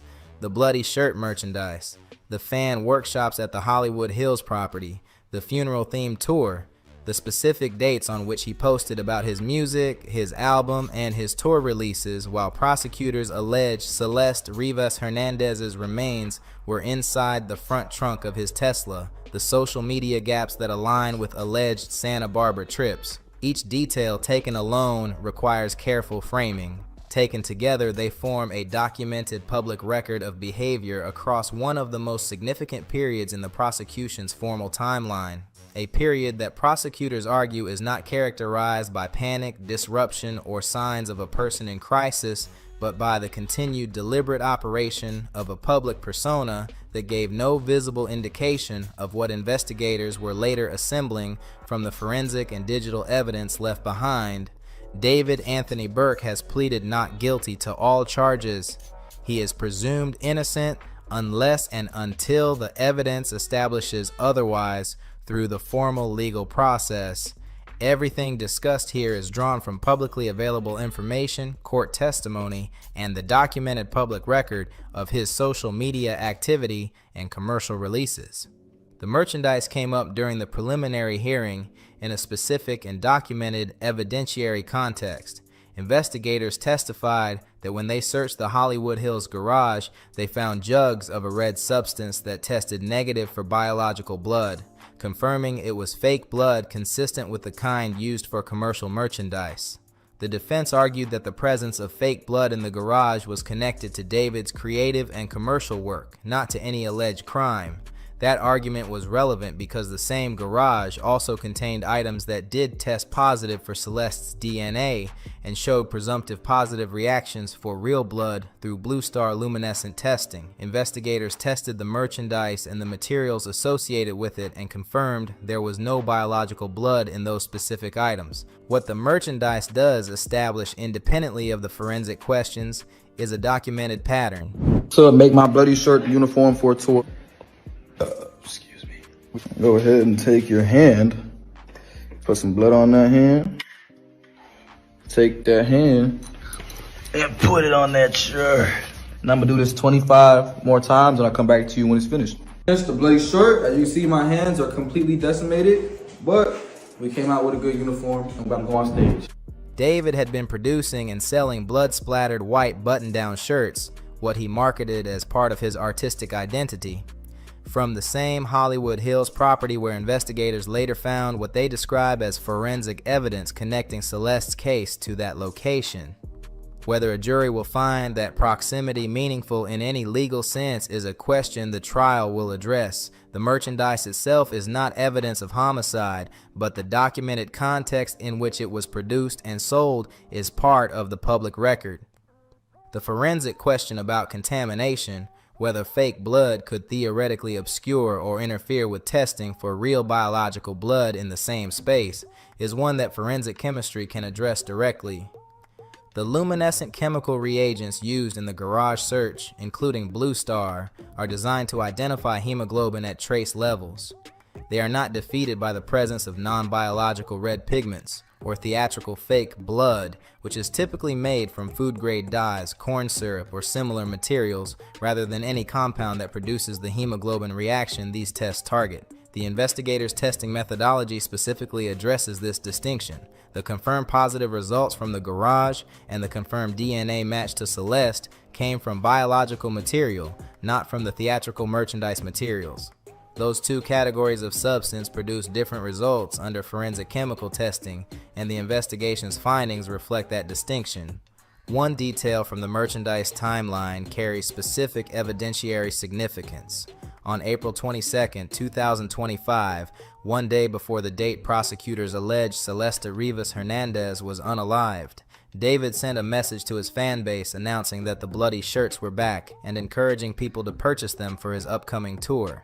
That specific date places an active commercial promotion of blood-splattered merchandise in direct proximity to the date the prosecution identifies as the most critical in their formal timeline. That is not evidence of anything on its own. It is a documented fact about what David was doing publicly on April 22, 2025, and that proximity is part of the documented record. The defense has argued that the fake blood merchandise and the theatrical dark imagery throughout David's creative work reflect an artistic persona, specifically the Atami character and the visual world built around his music, and that conflating that artistic identity with the forensic evidence is a misapplication of the evidence. Courts have consistently recognized that artistic expression, however dark or disturbing in retrospect, does not constitute evidence of criminal conduct. That principle applies here. The merchandise is not a confession. It is a commercial product and a creative choice that now exists in an extremely uncomfortable proximity to the alleged events. Investigators did examine the merchandise for any trace of biological material during the garage search. Based on testimony, the fake blood used in the merchandise did not contaminate the real biological samples collected from the garage in a way that prevented those samples from being tested and matched to Celeste.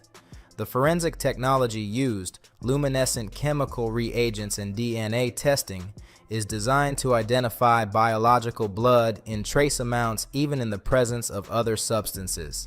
The confirmed DNA match from the garage to Celeste Rivas Hernandez remains one of the strongest forensic connections in the prosecution's formal case, separate from and uncontaminated by the fake blood merchandise materials.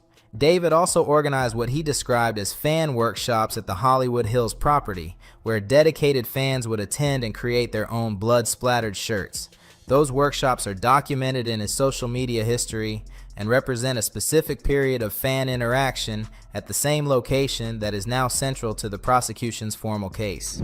My phone got stolen. This is the anti-theft lock screen. Yeah, I checked my location on my other phone this morning. It's in China right now getting dismembered, so tragic. The workshops brought people, fans who had no knowledge of what investigators now allege was happening in that space, into the physical environment that is at the center of the prosecution's forensic evidence. Whether any workshop attendees observed anything relevant to the investigation is a question investigators may have explored as part of the broader evidence collection that prosecutors describe as spanning more than 40 terabytes. The detail that generates the most analytical interest across the merchandise timeline is the April 22nd promotion. April 22nd was also the date of the final major argument between David and Celeste Rivas Hernandez that is documented in the private messages prosecutors introduced during the preliminary hearing. That argument, in which Celeste threatened to expose the relationship to contact her father and to end David's career, is what the prosecution identifies as the proximate trigger for what they allege happened the following evening. On the same day that argument was happening in private, David was publicly promoting blood-splattered shirts to his fan base for the upcoming tour. Whether that timing means anything legally depends on what the prosecution can prove about intent and planning. It is part of the documented record. It is not established as evidence of specific criminal intent. But the juxtaposition, a private crisis about exposure, and a public commercial promotion of blood imagery on the same day is part of the specific factual picture that prosecutors will present to a jury. The tour itself presents another layer of the documented public record that requires careful treatment. David's debut album Withered, the name itself a reference to something slowly dying, launched alongside a tour that featured a distinctly funeral aesthetic. The tour included a coffin as a stage prop, flower arrangements consistent with funeral imagery, and what some observers described as a memorial table where fans could leave notes similar to the kind of memory book seen at actual funeral services. The coffin was a theatrical element, not an actual container holding any remains. Celeste Rivas Hernandez's remains were in the front trunk of David's Tesla during the period the tour was operating, not in any stage prop. The funeral aesthetic of the Withered tour was not a post-arrest development. It was a planned and publicly promoted creative choice that was visible to thousands of fans who attended his performances, many of whom had no knowledge of the circumstances the investigation would later reveal. Whether it reflected genuine artistic vision connected to the dark themes David had built his creative identity around since Romantic Homicide, a subconscious or deliberate response to the actual circumstances he was privately navigating, or simply the kind of theatrical performance choices that generate attention and discussion, is not something the available evidence can establish definitively. What is established is that David toured with a coffin as a prop, with white roses and funeral flower arrangements, with what fans described as a memorial atmosphere. During the months when prosecutors allege Celeste Rivas Hernandez's remains were inside his vehicle. Oh, y'all don't understand, JB. Like, bro, listen. I don't think that song was my vibe. Listen. When Justin Bieber followed me, bro, I pissed myself. I pissed my pants. I'm so serious. You guys don't like JB like I like JB, bro. I'm telling you, bro. Okay. The tour brought those specific theatrical choices into the documented public record during precisely the period the prosecution describes as the sustained concealment phase. Many of David's fans at the time interpreted the funeral theme as a creative metaphor for rebirth through art. None of them knew what prosecutors would later allege about the specific circumstances from which the tour launched. The album name Withered is itself part of the documented public record. The word describes a living thing slowly dying, a branch or limb losing vitality from within. Whether the album name was chosen before or after the events of April 23, 2025 is not established by the available public information. What is established is that the album carrying that title, combined with a tour centered on funeral imagery, was publicly launched and commercially promoted in the weeks immediately following the date prosecutors identify as the central event of their case. Like, no, show me proof. And no, like, I can't, like, explain to you guys what he showed me. On September 7th, 2025, Celeste Rivas Hernandez's birthday, David announced the deluxe version of Withered. The following day, September 8th, 2025, her remains were discovered inside the front trunk of his Tesla at a Hollywood tow yard. That specific 2-day sequence, a birthday announcement followed by the discovery of remains, exists in the documented public record as a juxtaposition that is difficult to read as coincidental without information that the available evidence does not yet provide. Whether a jury will view it as meaningful within the full body of evidence is a question the trial will address. During a tour performance around the same period, David was photographed wearing a shirt displaying the number 97, a detail some observers have connected to Celeste's September 7th birthday, written numerically as 9/7. Whether that specific shirt was chosen for that reason, whether it reflected a different creative or personal meaning, or whether the connection is coincidental, has not been established through any formal evidentiary process. It is an observed detail from the public record of the tour, one of many that the intersection of documented facts and unanswerable questions has placed in front of anyone following this case closely. The tour also produced documented public interactions that drew attention.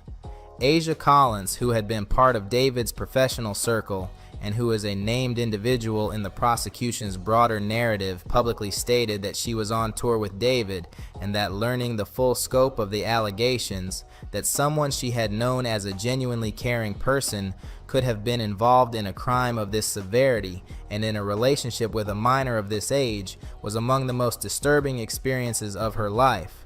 Her account of removing herself from the tour once the information became public and of cooperating fully with investigators forms part of the documented public record around this period. So I checked out his burner account and there's this video of him cleaning shoes, and there were like Hello Kitty shoes that he was cleaning also, but he's cleaning these pair of shoes right here. This is Celeste's profile picture on Facebook, and she's wearing the exact same pair of shoes that are in that video. The broader social media timeline across the period from April through September 2025 is one of the most thoroughly documented dimensions of the public record in this case. On April 24, 2025, one day after the date prosecutors alleged Celeste was unalived, David was active on social media celebrating the release of Withered and interacting with fans. From April 25th through the 30th, he continued posting regularly about the album and engaging with his fan base on an almost daily basis. His public output during that period showed no visible disruption from the events prosecutors allege were occurring privately during those exact days. That absence of visible disruption is analytically significant. People following public events surrounding this case have observed correctly that the apparent normalcy of David's social media activity during this period is consistent with what prosecutors describe as a deliberate and sustained concealment effort. The purchases under false aliases, the trips to Santa Barbara, the continued management of his professional public image, all operating simultaneously without visible intersection. Whether the jury will view that apparent normalcy as evidence of deliberate concealment or simply as the behavior of someone who prosecutors have not yet proven was involved in any crime is a question the trial will resolve. Then, around May 8th, there is a documented gap. Despite having been highly active on social media, David's accounts went inactive for 2 consecutive days. According to prosecutors, he returned to the Santa Barbara area during approximately that same period. The same general area where Celeste's passport identification card was later discovered in January 2026 near State Route 154, reportedly found by a Caltrans worker in the bushes along the highway. The discovery of that identification card in a remote Santa Barbara County location months after April 23, 2025 is one of the documented facts connecting the Santa Barbara visits to the formal case. On May 10th, David began posting again. On May 12th, he was celebrating Withered's continued success and discussing new music. On May 31, 2025, prosecutors allege he returned to the Santa Barbara area again. That evening, he posted on social media about listening to 11 p.m. on repeat and describing it as potentially his best song.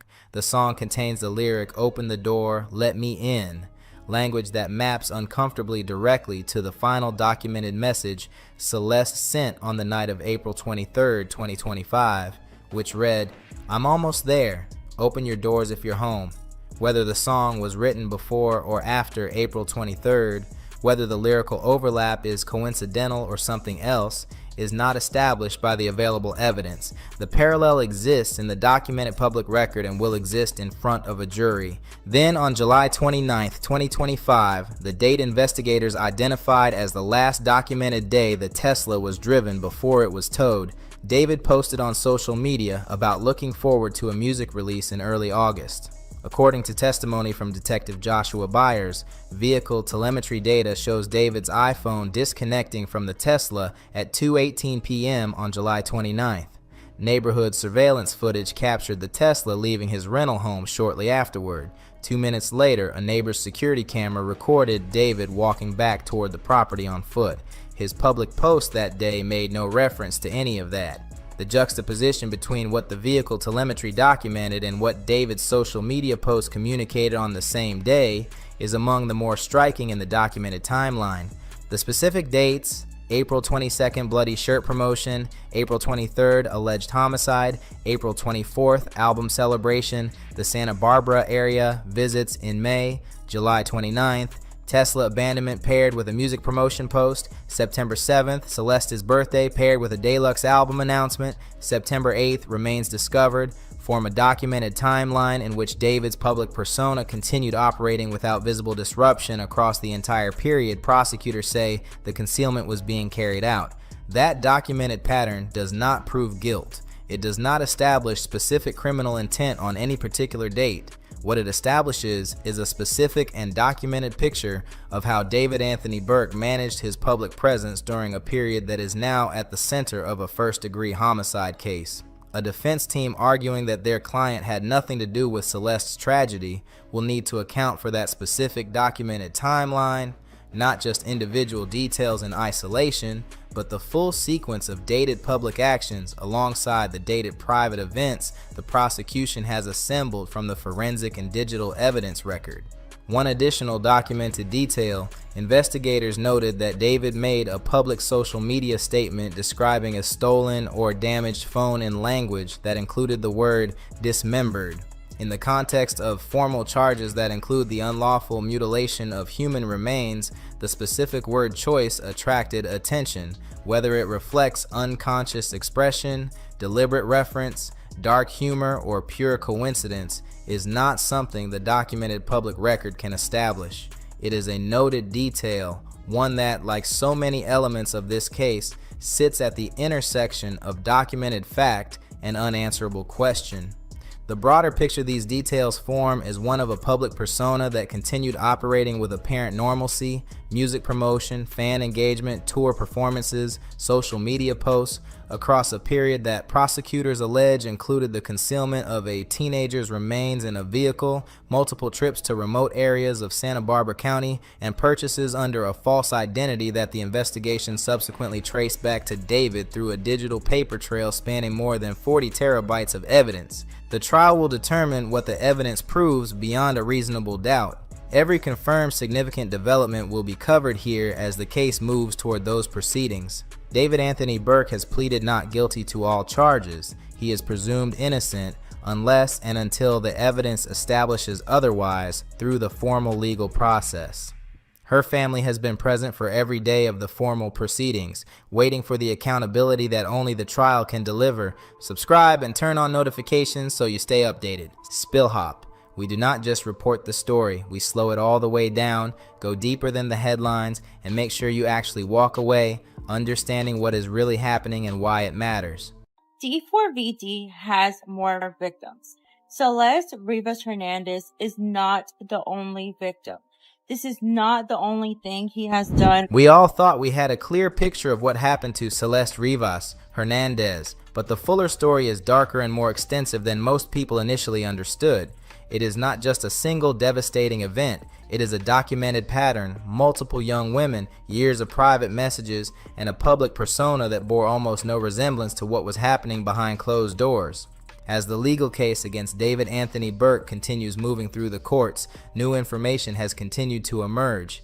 Information that makes the overall picture significantly harder to process.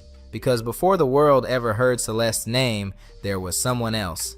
And the details she is sharing about her time with David are enough to make anyone stop. David Anthony Burke has pleaded not guilty to all charges and is presumed innocent unless and until the evidence establishes otherwise through the formal legal process. A young woman going by Jane to protect her identity has come forward to share her story, and it fills in a significant part of the timeline that was previously missing from public understanding. Jane first made contact with David during the summer of 2022. At that point, his music career was just beginning to gain momentum. Streams growing, a deal with Interscope taking shape, the kind of early recognition that makes an artist feel newly significant in the public landscape. To the outside world, he looked like a rising, talented artist. Jane says their communication started as messaging back and forth, and it quickly became something far more frequent. Phone calls, texting throughout the day, the kind of daily contact that can feel like an intense, meaningful connection to someone who is still young and still learning what those connections are supposed to look like. But Jane is now describing a relationship that was far from what it appeared. She says that while David could be caring and attentive at times, there was another side to him that would surface without warning. One that is making me withered and feel all these emotions like grief and pain and confusion. He's the one that is weaving his way into my relationships and ruining them and inducing trauma and things like that. You see him in the music videos and stuff. So he's basically the agent of chaos in this scenario. Yeah. He could become incredibly stern, and on more than a few occasions, his behavior left her genuinely unsettled in ways she struggled at the time to articulate.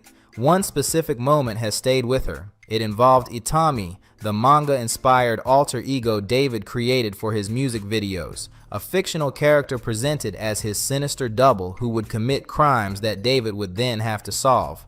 Itami appeared in the romantic homicide visual content and became a recognized part of David's public artistic identity. Jane says she joked with him one day, telling him she could probably beat Itami in a karate fight. It was the kind of lighthearted comment that friends exchange without a second thought. David told her flatly that she could never beat Itami. Then he went somewhere darker, joking about himself and the fictional character cutting off her arms. It was a joke, but it came out of nowhere, Jane said. At the time, she interpreted it as an example of an unusually dark sense of humor. Only after the forensic details of Celeste's case became public, specifically that her arms had been separated from her body during the alleged dismemberment, did that old exchange take on an entirely different meaning. Jane described her reaction as simple. "This is insane." She said her heart dropped. It is important to be precise. A dark joke does not constitute evidence of future criminal conduct. Itami was a documented part of David's publicly released creative work before any of the allegations in this case emerged. What the exchange does provide is context for why Jane's account became significant to people following the case, and why an interaction that once seemed merely unsettling felt so completely different in retrospect once she understood what investigators had found. This dynamic between Jane and David continued until mid-2023. Jane says David ended things by telling her they were simply at different stages of life. He was touring and building a career. She was still in high school. He used that difference as a reason to walk away. What Jane did not know at the time was that almost immediately after delivering that speech about maturity levels and different stages of life, David allegedly began the relationship with Celeste Rivas Hernandez that forms the core of the formal charges against him. He told one girl she was not mature enough and then immediately moved towards someone even younger. Jane has spoken openly about how saddening and shocking that realization was. She believes Celeste did not encounter the same person she knew. I texted this girl because I see this, the missing poster, and I'm like, yo, that's my friend's girlfriend, because I knew David was dating this girl. That's common knowledge, right? So immediately I go to David, and I'm like, hey, this girl's saying that you're with a 15-year-old. You need to explain yourself. He was like, dude, that's not even true. Like, she's like 19. And I was like, no, she's not. She said she's 13. Like, show me proof. And you know what? He showed me proof. I feel like she got the worst version of David, a different version, Jane said. It's just really shocking and saddening. Looking at the messages that were formally entered into evidence during the preliminary hearing, that assessment is difficult to dispute. The text messages between David and Celeste that prosecutors read into the court record during the preliminary hearing are among the most revealing pieces of evidence in the entire case. They document a relationship that shifted constantly between affection and control, between promises of a shared future and behavior that reduced Celeste to someone whose own physical reality could be dismissed whenever it became inconvenient for David. His alleged response was direct. "Nope, and I would like to keep it that way before we're married." He was keeping her a secret from everyone around him, from her family, from his professional circle, from the public record of his life. He was building a private world with a minor while presenting an entirely different image to everyone outside that private world. The secrecy was not incidental to the relationship, it was structural. It was a deliberate and sustained condition built into the relationship from the beginning. And it is one of the most consistent elements that appears across the documented accounts of multiple people who interacted with David during the relevant period. In June 2024, Celeste told David she was in actual physical pain. She texted him saying she had to leave and go to the bathroom after everything because it hurt. Anyone with basic empathy would have asked whether she was all right. David's alleged response was to deny her experience entirely. He texted back "no" in full capitals and told her she was wrong because he did not remember her saying anything during the encounter. He was telling a minor that her own physical pain was not real because acknowledging it would have been uncomfortable for him. That response is documented in the messages formally presented in open court, not described secondhand, but read aloud by Detective Corey Farrell into the official court record. The messages around the pregnancy and abortion are among the most difficult in the entire case record, a fact established through the messages themselves, through the medical timeline, and through Detective Farrell's sworn testimony. When she told David she was scared, his documented response was to tell her to download an app and track her cycle, putting the full weight of managing a pregnancy scare onto a very young girl rather than taking any meaningful responsibility himself. The technical instruction to use a cycle tracking app delivered to a minor who had just told him she was afraid she was pregnant is one of the most clinically revealing exchanges in the entire message record. It is not the response of someone overwhelmed by an unexpected situation. It is the response of someone who had developed a practiced managerial approach to managing the consequences of the alleged relationship with a minor. By January 2024, an abortion was scheduled. David sent messages telling Celeste she was strong and that he loved her. But those messages existed alongside an exchange in which he told her his mother would want him to ask, "It is mine, right?"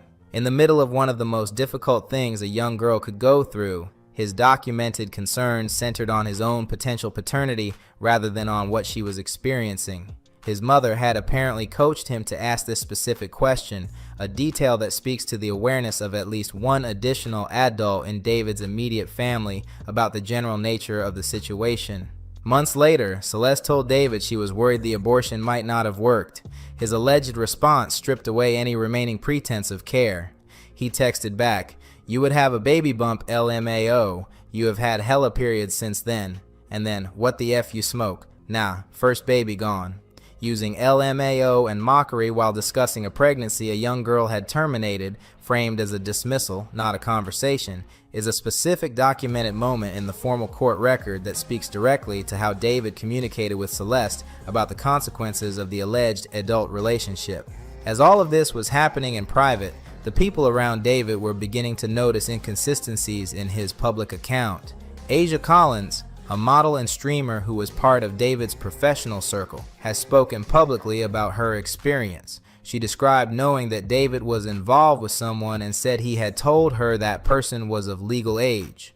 When she later saw a missing person poster for Celeste and recognized the girl in it, she said she confronted David directly and asked for documentation that Celeste was 19 as he had claimed. She said he provided something. She has stated that she fully cooperated with investigators once the full scope of the case became public and that her goal is to see justice for Celeste and her family.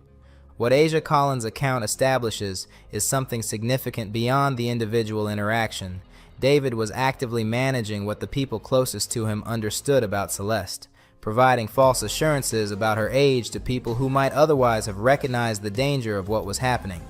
He was hiding the reality not just from Celeste's family and from law enforcement during the February 2024 welfare check, but from the people working alongside him professionally on his music career. He was maintaining multiple false accounts of the situation simultaneously to prevent any one of them from confronting the full picture. The documented management of external perceptions is consistent across multiple sources. Jane's account, Asia Collins' account, and the secrecy documented in David's own messages to Celeste.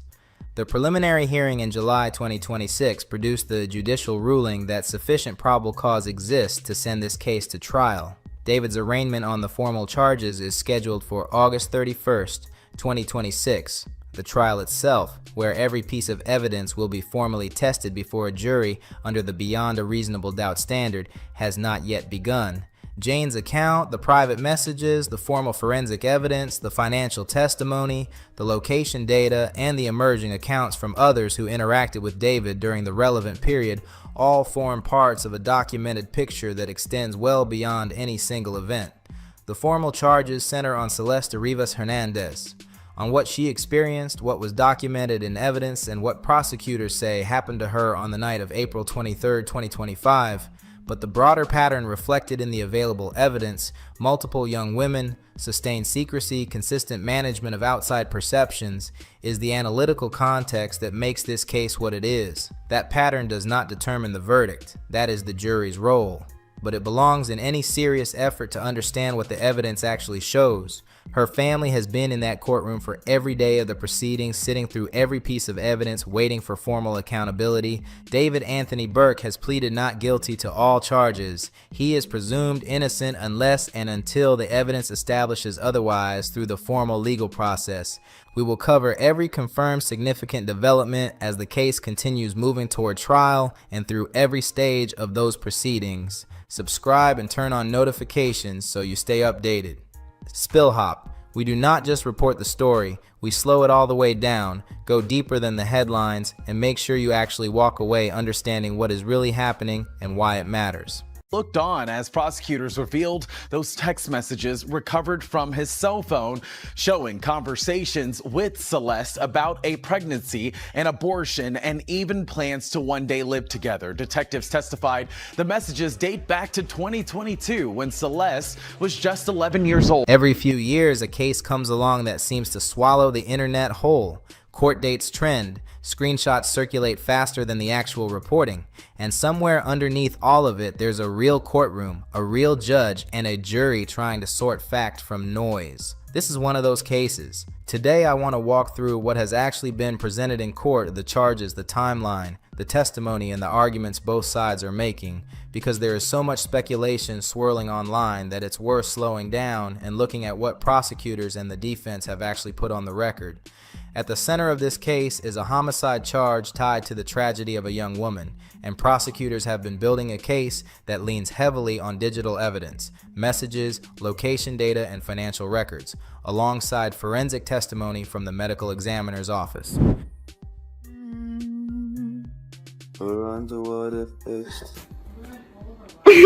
are you doing this, yo? This is not this. The prosecution's theory, as laid out in their opening statements, is that this was not a sudden or impulsive act, but something the defendant anticipated and made preparations around. To convict, prosecutors don't just need to show that the defendant caused the victim's tragedy.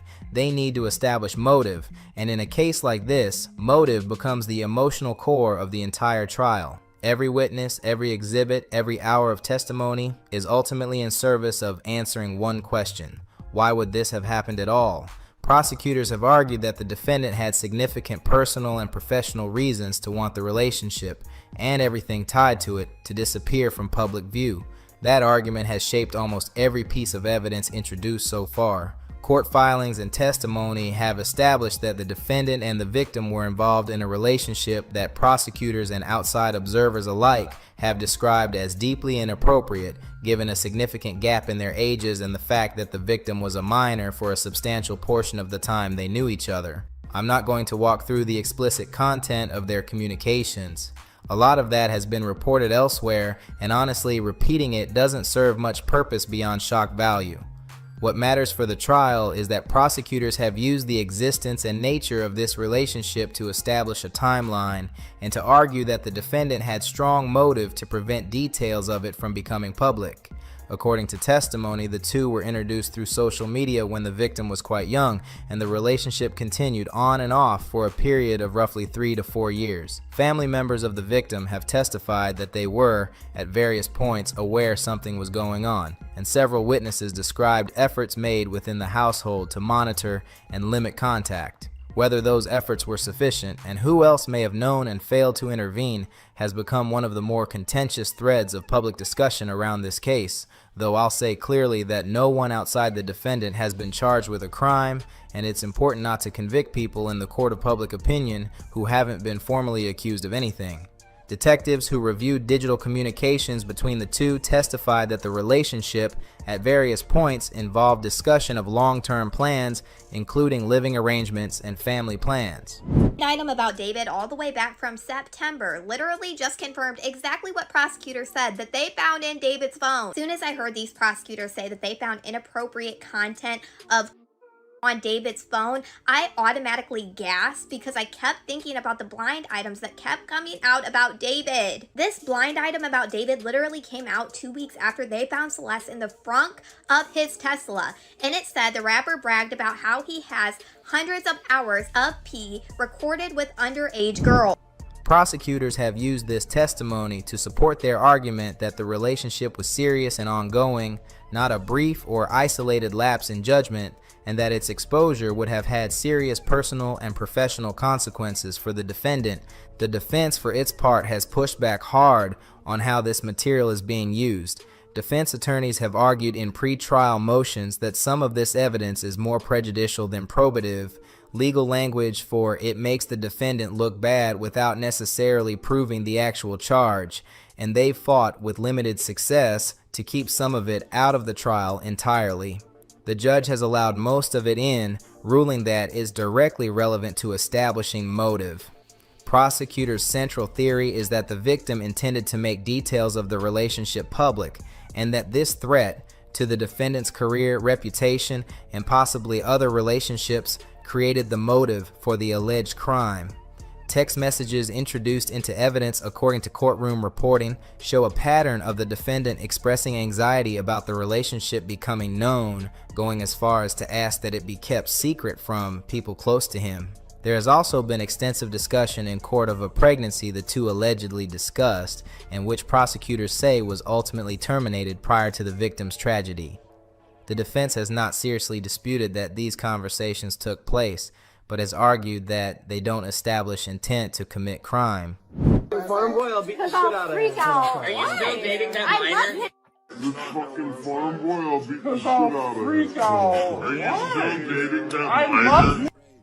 At most, they argue they show a complicated and troubled relationship, not a premeditated plan. Prosecutors have also pointed to creative work released by the defendant, songs and music videos that they argue reference the relationship and, in some interpretations, appear to foreshadow violence.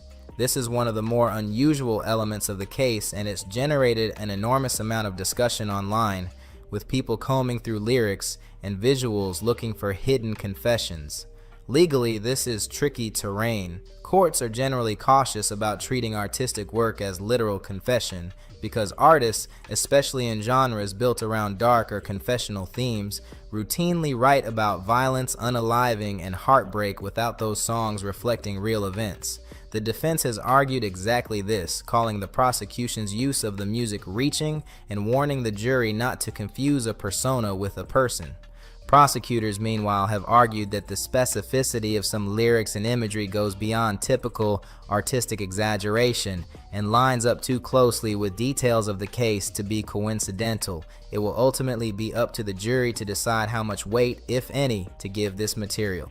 The medical examiner who conducted the autopsy took the stand and walked the jury through the physical evidence in clinical, methodical detail. According to that testimony, the victim's body showed multiple areas of injury, including wounds to the torso that the examiner testified were the direct cause of passing, along with evidence that the body had been altered after crime in ways consistent with an attempt to prevent identification or to dispose of remains.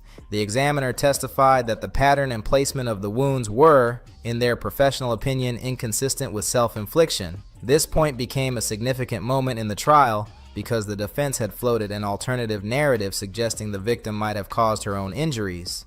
The medical examiner specifically addressed this, testifying that self-inflicted wounds typically show what's known in forensic pathology as hesitation marks, shallower exploratory cuts that occur before a person works up to a more severe injury, and that no such pattern was present here. The defense pressed the examiner on the limits of what forensic evidence can and can't prove, particularly around the exact sequence and timing of events, and the examiner acknowledged there are aspects of the case that forensic evidence alone cannot definitively resolve. That's a normal and expected part of cross-examination. Defense attorneys are doing their job by testing the certainty of the state's expert witnesses, but it hasn't fundamentally changed the medical examiner's core conclusions about cause of passing or the unlikelihood of self-infliction. Additional testimony covered evidence recovered from the scene, including biological material and trace evidence that investigators say ties the defendant to the location where the body was found. The defense has challenged the chain of custody on some of this evidence, arguing that potential contamination or handling issues raise reasonable doubt about its reliability. Prosecutors have countered by walking the jury through documentation showing each stage of collection and analysis, arguing the record is clean.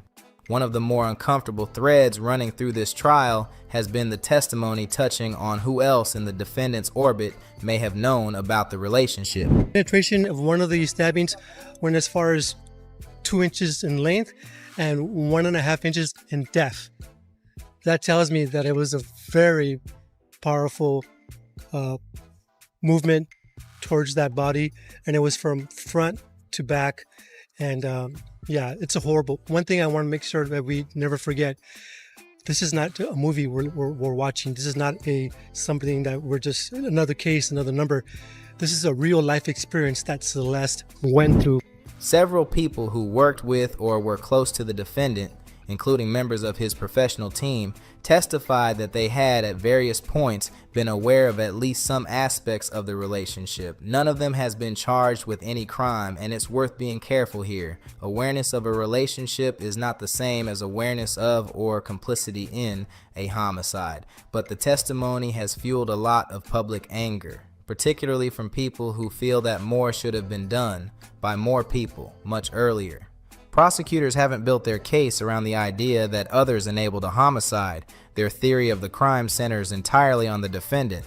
But the testimony about who knew what and when has become one of the most discussed elements of the trial online, with a lot of speculation about accountability that goes well beyond what's actually been alleged in court. The defense has taken a two-track approach. On one hand, they've worked to limit the emotional impact of the more damaging evidence, arguing repeatedly that prejudicial material, the relationship history, the music, the messages, is being used to inflame the jury rather than to prove the actual elements of the crime. On the other hand, they've tried to introduce reasonable doubt around the forensic timeline and the chain of custody for physical evidence. They have not, from what's been reported, offered a competing narrative of who else might be responsible. Instead, their strategy appears to be a fairly traditional defense posture: hold the state to its full burden of proof, challenge the reliability and interpretation of evidence, and argue that emotional reactions to distasteful personal conduct shouldn't be allowed to substitute for the specific proof required for a homicide conviction. Legal analysts covering the trial have noted that this is a difficult position to argue from, given the volume and nature of the evidence prosecutors have assembled, but it's a legitimate defense strategy, and it's the defense attorney's job to make the state prove every element of its case beyond a reasonable doubt, regardless of how public sentiment has already judged the defendant.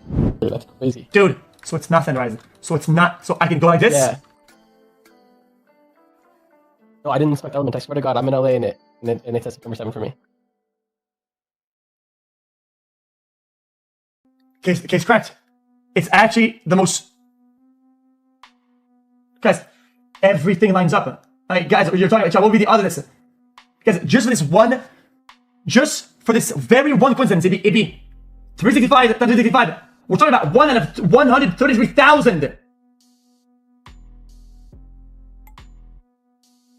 not 3, so you take the first line as the baseline. Outside the courtroom, the reaction has been swift and, in a lot of ways, unforgiving. The defendant's music has been pulled from major playlists, streaming numbers have cratered, and previous collaborators and sponsors have distanced themselves publicly. Industry commentary has largely framed this as a case where the court of public opinion reached a verdict long before the actual jury will, and there's been considerable debate online about whether that's fair, given that a defendant is legally presumed innocent until proven otherwise. At the same time, a lot of the public reaction has been driven by the same messages and testimony being presented in court, which, regardless of how the trial ultimately concludes, a lot of observers feel paints a deeply troubling picture on its own, separate from the specific homicide charge. That's part of what's made this case so hard to look away from. There are, in effect, two separate reckonings happening at once, one legal and one cultural, and they don't necessarily require the same standard of proof to land differently with different audiences.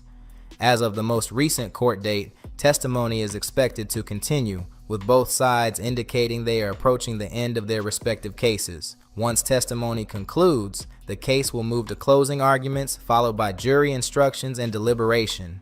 There's no confirmed timeline yet for when the jury might return a verdict, and trials like this can move unpredictably once they reach the deliberation stage. I'll be honest with you, this is one of those cases where it's tempting to treat the internet's read on the evidence as the same thing as a legal verdict. They're not the same.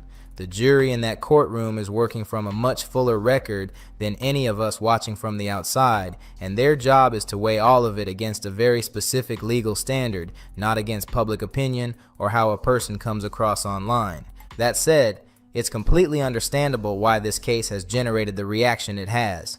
The testimony that has come out about the relationship, about the timeline, about the forensic evidence has struck a nerve, and a lot of people are watching closely because they want to see accountability, both legal and otherwise. I'll keep following this case as it develops, and I'll be back with an update after the next court date. If there's a specific piece of testimony or evidence you want me to dig into more, let me know in the comments, because there's a lot here and I want to make sure I'm covering what you all actually want to understand better. Thanks for watching, and I'll see you in the next one.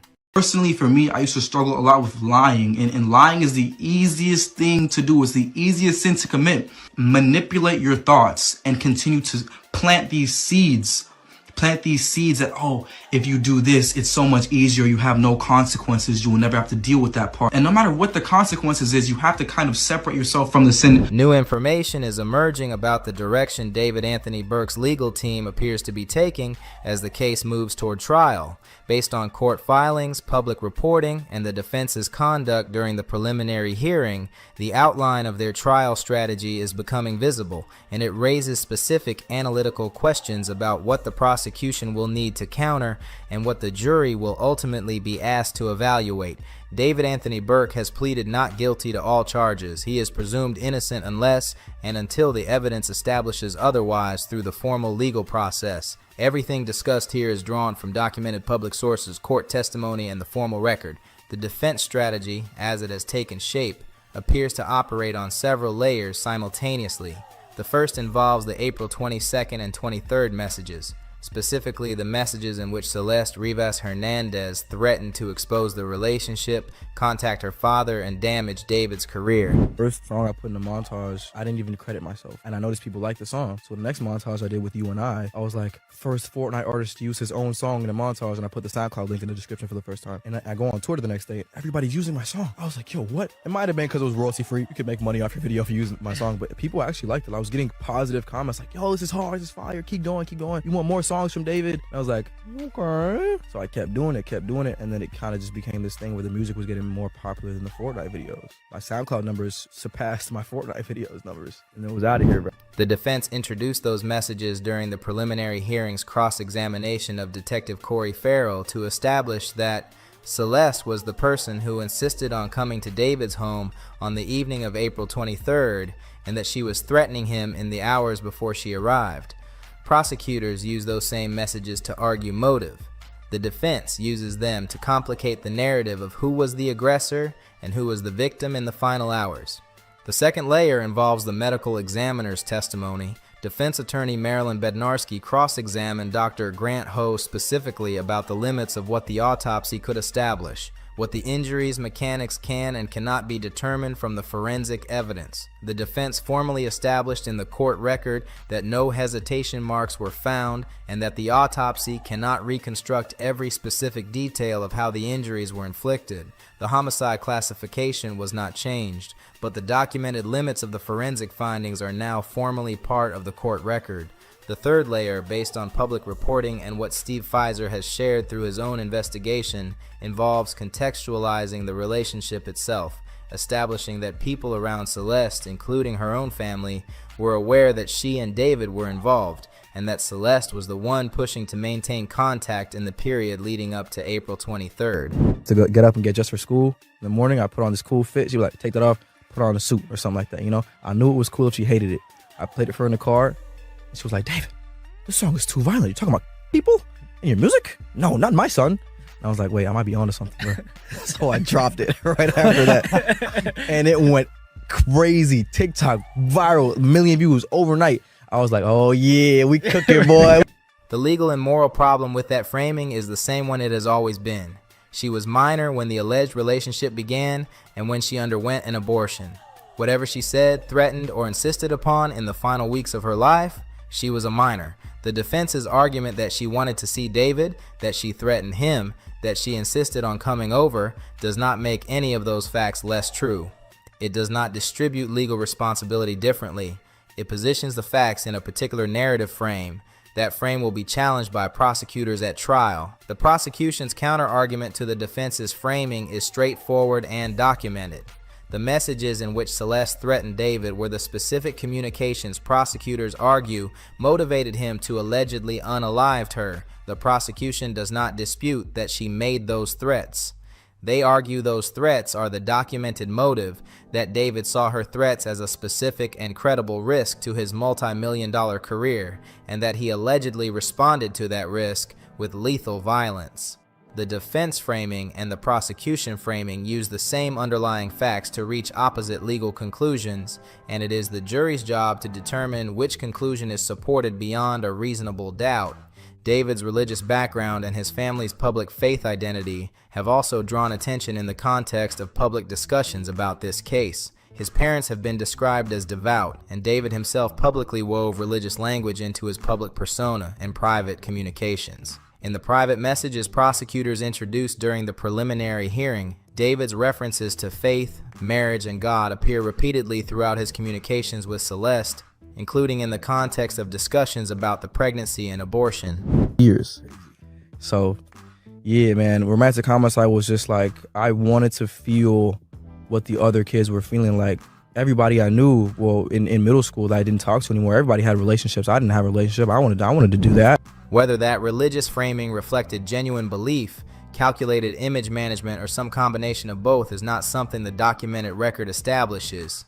What it does document is that religious language was a consistent element of how David communicated with Celeste and with others around him, but including, according to the messages, with Jane, the other young woman whose account became part of the public record of this case and who described David as extremely religious during their period of contact. One specific detail that Steve Pfizer shared publicly involves messages in which David allegedly told Celeste his parents were coming to visit, using that as a reason she could not come over on April 23rd.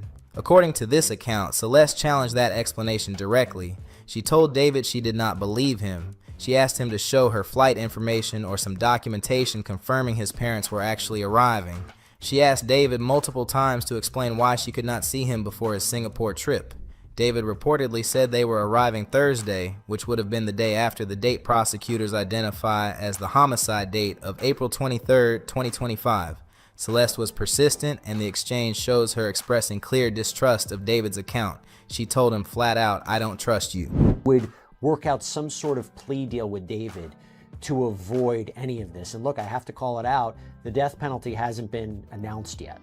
So you're correct that because it's a first degree special circumstances case here in California, the punishment can either be life in prison without the possibility of parole or the death penalty. Whether or not David wants to come forward with some offer, David and his counsel are always free to make an offer. The alleged conversation also raised a notable logistical detail. If David's parents were planning to arrive the following day and stay at the property, the exchange documents an awareness on David's part of that imminent arrival. An arrival that, if the prosecution's timeline is accurate, would have occurred within hours of the alleged events of April 23rd. If that account is accurate, it raises several questions that the trial will need to address. If David's parents were arriving the day after April 23rd, were they in fact in town during the days that followed? Did they stay at the Hollywood Hills property? Were they at the property during any of the period prosecutors alleged Celeste's remains were present? David's debut album Withered launched on April 25, 2025, 2 days after the alleged homicide. His parents had reportedly attended his shows and events when they could. Whether they were present during the album launch weekend, what they observed or were told during that period, and what they knew or suspected at any point between April 23rd and September 8th, 2025, when the remains were discovered, are questions that the trial may seek to answer through witness testimony. This connects to a broader observation about the timeline. The timeline between April 23rd and the eventual discovery of Celeste's remains on September 8th, 2025, more than 4 months, is substantial. People were coming and going from the Hollywood Hills property during portions of that period. Music videos were being filmed, fan workshops were being held, tour preparations were underway. Fans attended those workshops at the same property where the garage evidence was later found. It's kind of giving Harley Quinn. Okay. Aw, cute. I like it. And then, wait, look at this. Stickers. Lockers. Oh.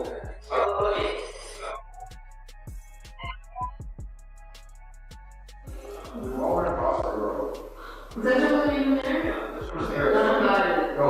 Cousin knows. Where's the body glitter? We gotta be USA now. Where's the body glitter from Claire's? Bro, body glare been crazy.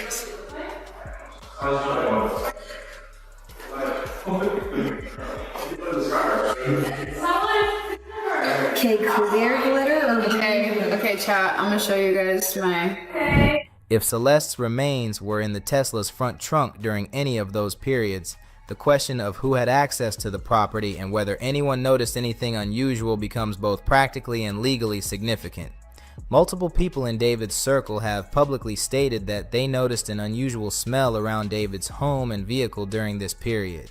Prosecutors have alleged in court filings that David provided false explanations to friends and business associates who noticed what they described as a strong smell of decay around his home and vehicle in the months following April 23rd. That specific allegation, that David was managing inquiries from people around him about a noticeable smell, places multiple individuals in documented proximity to evidence that something was wrong during the period when prosecutors allege Celeste's remains were present.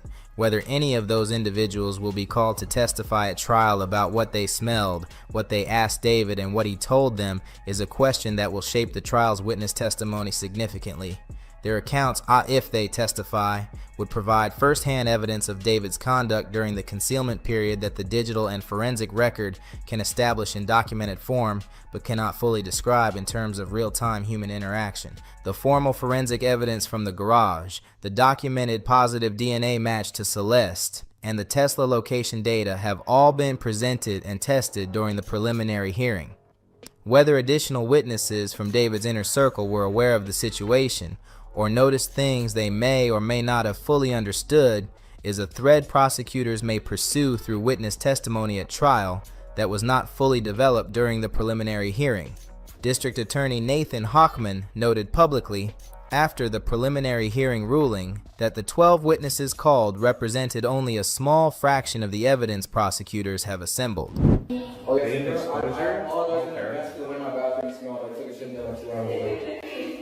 I just took his shit. Another one? Type shit. That's what I'm talking about. That's what I'm talking about. I had to go. The full scope of what the 40 terabyte evidence collection contains and who else may be called to testify about what they observed during the relevant period remains to be seen as the trial develops. The question of what Asia Collins knew and when is one of the most significant open questions in the public discussion of this case, and one of the most analytically complex. Oh shit. I'm good. That's someone said that. Damn, bro. But we gotta be low key about it. I'm just hoping, like, we're at an arcade. I hope I don't get a minor's number, bro. Like, no. You gotta ask the age first. No, you never ask the age. You always just gotta, gamble. We gotta gamble. Find out later, after you hook up with them. After, yeah. You just gotta gamble your life. No, it's not gambling nothing, you know? If they snitch, you know, Whoa. What the documented public record establishes is this. In February 2024, when a missing person flyer for Celeste was shared on social media, Asia Collins responded to a story featuring that flyer by writing that the girl in the flyer was her friend's girlfriend. When someone responded asking for confirmation and noted that the missing person was underage, Asia wrote back expressing shock at that information. That documented exchange establishes that Asia Collins was made aware of Celeste's age and her missing person status in February 2024, more than a year before Celeste's tragedy in April 2025, and Asia Collins has publicly stated that after seeing that missing person flyer and recognizing Celeste as someone connected to David, she confronted David directly and asked him to provide documentation that Celeste was 19 years old as he had previously told her. She has stated that he provided something and that she accepted that documentation as resolving the question for her at the time. She has also stated publicly that she was fully cooperative with investigators and that her goal is justice for Celeste and her family. What makes Asia Collins' position analytically complicated is the February 2024 exchange. She was told explicitly in a public social media interaction she participated in that the girl she understood to be David's girlfriend was underage and had been reported missing. The question of what she did with that specific information between February 2024 and April 2025 whether she accepted David's subsequent documentation as sufficient, whether she raised it with him again, whether she took any other action, is one that a jury may be asked to evaluate if she is called as a witness at trial. Asia Collins has not been charged with any crime in connection with this case. She has stated she is cooperating with investigators. Her public statements about the situation reflect someone who was navigating a friendship with someone who turns out to have been, according to the prosecution's case, deceiving everyone around him about the nature and age of his relationship with Celeste. What's up? Would you be down to be in some content with me? Sure, yeah, I could be down. What would we be doing? Oh, I'm going to exploit you, and then embarrass you on stream. Wait, what? Oh, my bad. I meant we're gonna go on like a date on stream. I don't really know if. Oh, and I have a girlfriend, by the way, like a secret one. But don't mind her. Then why not make content with her? It's just content. It's not like my girl like cares or anything. Like, sure, she might spam call me because she feels like I'm cheating on her, but like she understands because it's work. Right. Whether the specific documented February 2024 exchange constitutes awareness sufficient to support any additional legal exposure, for her is a question that has not been resolved through any formal legal proceeding, and characterizing her as criminally responsible without such a proceeding would be inaccurate. What is fair to say analytically is that her documented awareness of Celeste's missing person status and stated age in February 2024 makes her a significant potential trial witness, someone who can testify directly about what David told her regarding Celeste, what documentation he provided, and what she understood about the relationship and Celeste's age in the period leading up to April 2025. Asia Collins has publicly described the experience of learning the full scope of the allegations against David as deeply disturbing. She was on his tour. She knew him as a genuinely caring person. She has said that finding out what he allegedly did and that he had allegedly been in a relationship with a minor was incomprehensible to her. Her public statements reflect someone who is navigating the experience of discovering that someone she trusted had been deceiving her about something this fundamental.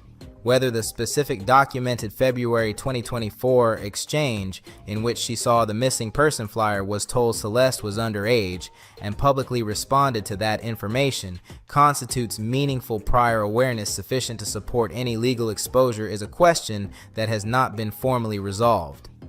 What is documented is that she had that knowledge and continued to be part of David's professional circle for more than a year after that exchange. What she did or did not do with that specific knowledge during that period is something a trial examination could explore if she testifies. There is also a documented Twitch stream from a period during which Asia Collins and others were present at or connected to David's property, in which a conversation was captured that included language some observers described as disturbingly resonant with the circumstances of this case, specifically a joke referencing a minor and the idea of eliminating evidence. Whether that stream is relevant in any formal evidentiary sense, whether it reflects anything beyond an unfortunate and poorly judged moment of dark humor, or whether it reflects some level of awareness of specific circumstances, is not something the available information can establish. It is a documented piece of the public record. Context and intent matter in evaluating such moments, and neither can be established through a clip alone. One additional dimension of the forensic evidence that connects to the question of who else may have had access to the garage: a plastic bag found in that space contained wipes with apparent blood dried onto them. According to testimony from the preliminary hearing, forensic examination of that bag yielded DNA from multiple individuals, including David. The presence of additional DNA contributors, including at least one additional female contributor according to reporting from the hearing, is part of the documented forensic record. Whether those additional DNA contributors have been formally identified through the investigation, what their connection to the property and the events in the garage may have been, and whether they will be relevant to trial testimony has not been fully established in the publicly available preliminary hearing record. The prosecution did not extensively develop this point during the preliminary hearing. Whether it becomes a more significant element of the trial evidence, potentially connecting additional individuals to the documented forensic evidence from the garage, remains one of the open questions as the case moves forward. The formal preliminary hearing established the forensic and documentary foundation for the prosecution's case. The trial will build on that foundation through the full body of evidence, including witness testimony from people in David's professional and personal circle who were present during the relevant period and who have not yet testified publicly under oath. That testimony, tested through cross-examination, evaluated under the beyond a reasonable doubt standard and assessed by a jury, is where the complete picture of what happened and who knew what will be formally assembled for the first time. On the question of a potential plea deal, District Attorney Nathan Hochman has stated publicly that the door remains open for the defense to approach the prosecution with an offer, but only if it properly reflects what happened and provides meaningful justice for Celeste's family. That framing places specific conditions on any negotiation. It is not a blanket invitation to negotiate a lighter outcome, but a statement that any offer must be evaluated against the severity of the charges and the documented evidence. A plea deal in this case would be a complex negotiation along multiple dimensions simultaneously.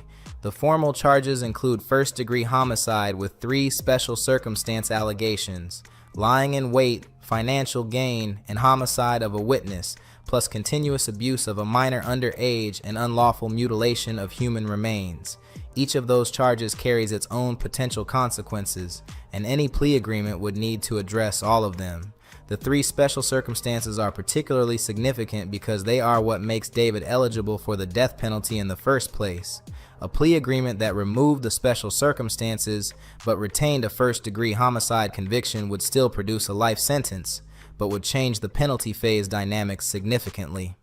There has been no public indication that the defense has approached prosecutors with any such offer. Blair Burke and Marilyn Bednarski have positioned themselves throughout the preliminary hearing as a team preparing for trial, not for negotiation. The defense's active and sustained cross-examination of every prosecution witness and their systematic building of a documented record of forensic limitations and evidentiary gaps is consistent with a strategy designed to create reasonable doubt before a jury rather than with a strategy oriented toward reaching a negotiated resolution.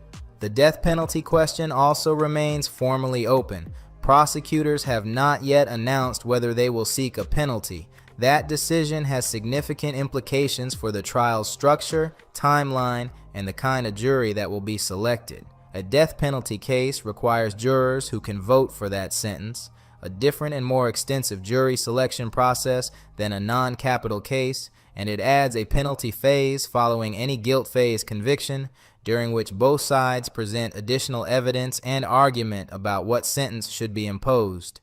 If prosecutors ultimately decide not to seek penalty, the case proceeds toward the most severe available alternative, life without the possibility of parole. The practical reality of California's current moratorium on executions under Governor Newsom means that even if a sentence were imposed, it may never be carried out. That reality has been part of public discussions about what the appropriate punishment would be if David is ultimately convicted, with some observers arguing that life without parole, requiring David to spend every remaining day of his natural life in prison with full awareness of what he gave up, may represent a more enduring and sustained consequence than a sentence that may never reach execution.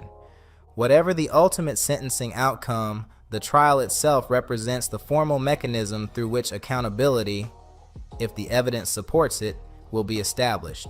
The formal legal process is the appropriate place for that determination to be made under the beyond a reasonable doubt standard before a jury of 12 people who will hear the full body of evidence and apply the law as the judge instructs.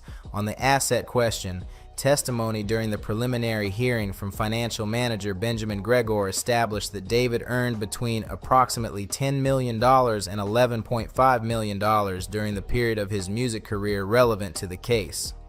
Gregor testified that he became aware of Celeste's name through Robert Morgan Roth, who was connected to David's management circle, and that the name came up in the context of the London trip. The financial testimony established both the scale of David's earnings and the degree to which his professional financial management was organized and active during the period covered by the charges.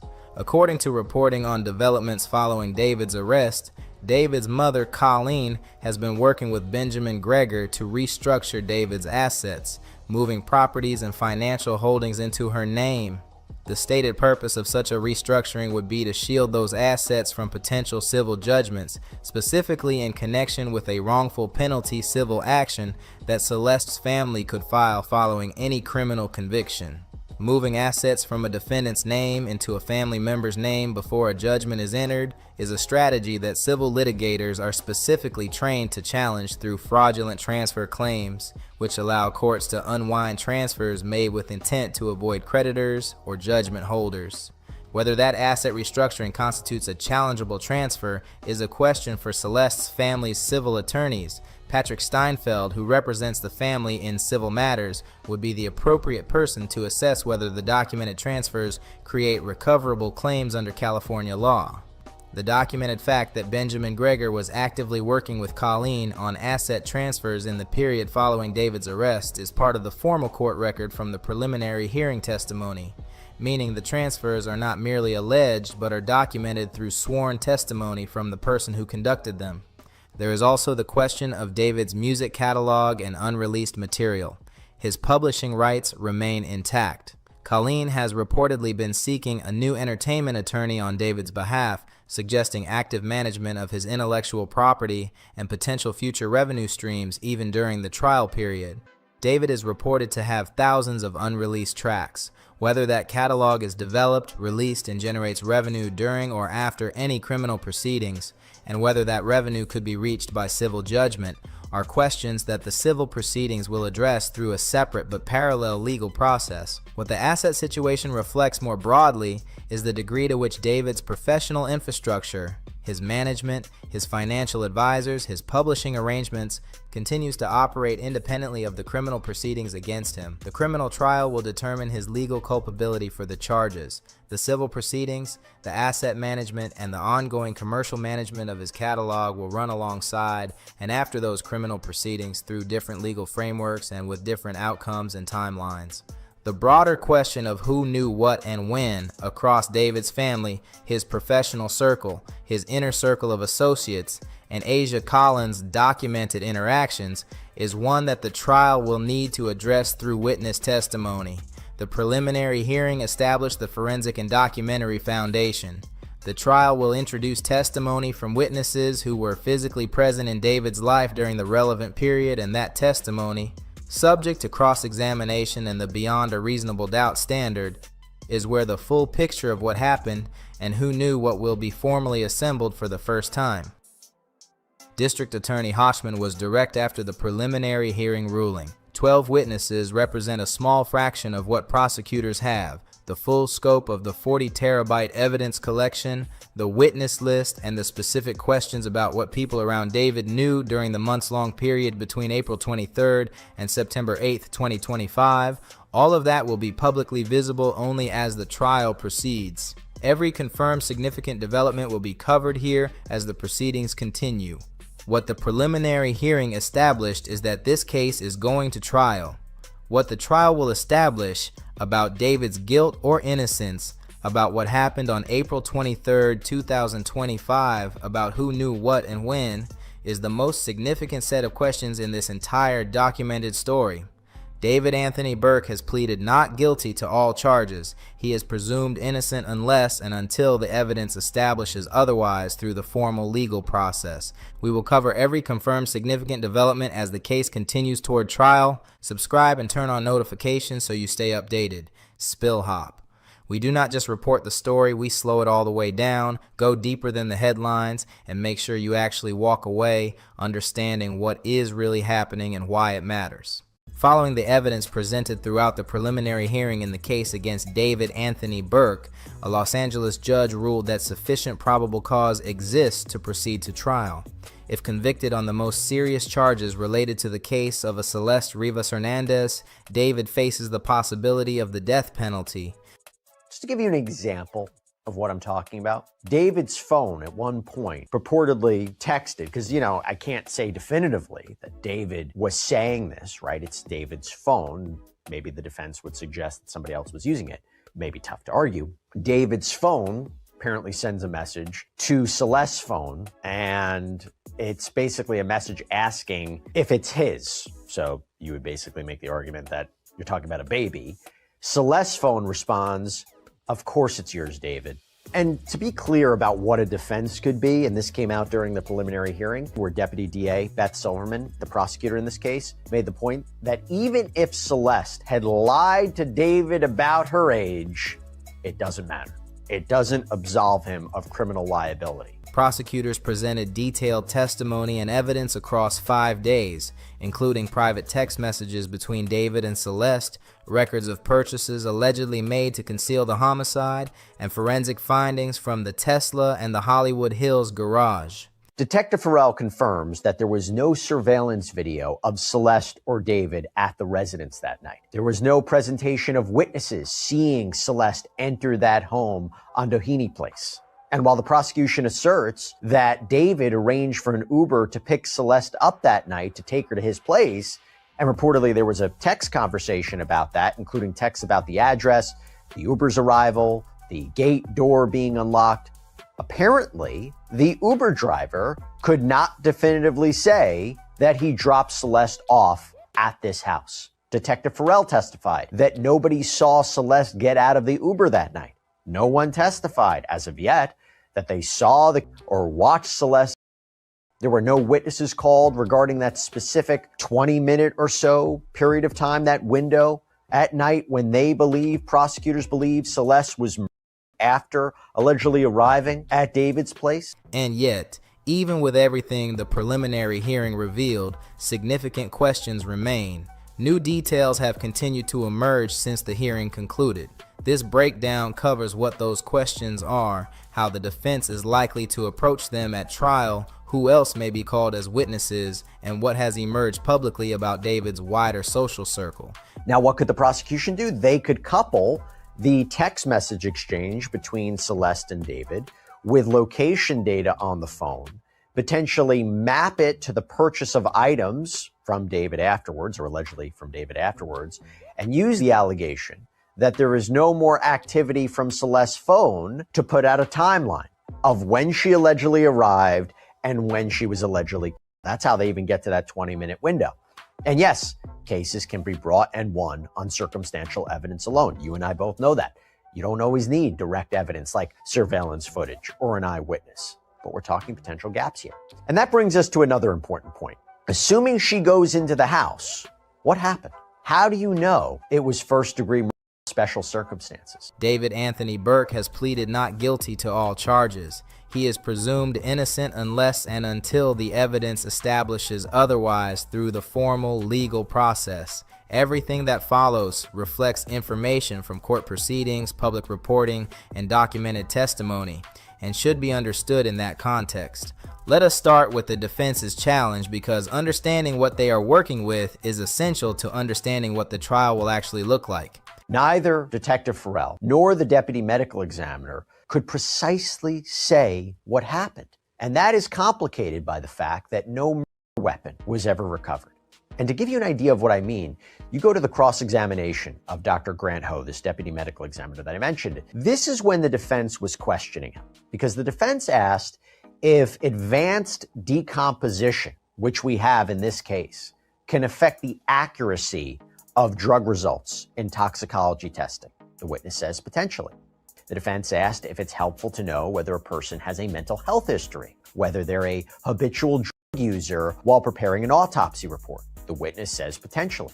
David's defense team does not need to prove that he did not unalive Celeste Rivas Hernandez. They need to show a jury that the evidence presented by the prosecution is not sufficient to conclude beyond a reasonable doubt that he did. Dr. Ho didn't apparently speak with relatives about these characteristics or potential characteristics. And the defense, as far as we could see, seemed to insinuate on cross-examination, is it possible that Celeste may have stabbed herself, that she may have done something to herself?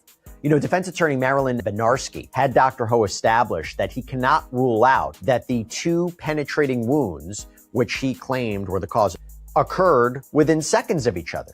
Quote, you cannot determine whether Miss Hernandez was holding the knife that caused the two wounds, correct? Correct. You can't rule that out, right? So that is a consideration, but we would expect to find hesitation marks. And then he was asked, is it fair to say that you don't know the circumstances under which these wounds occurred? And he replied, correct. That is a meaningfully different task. and it shapes every decision the defense makes about which evidence to challenge, which witnesses to call, and which alternative explanations to introduce. The text messages between David and Celeste make one thing unambiguous regardless of the verdict on the homicide and mutilation charges. Assuming, of course, it's a knife, right? We don't have the weapon. That leaves room for reasonable doubt.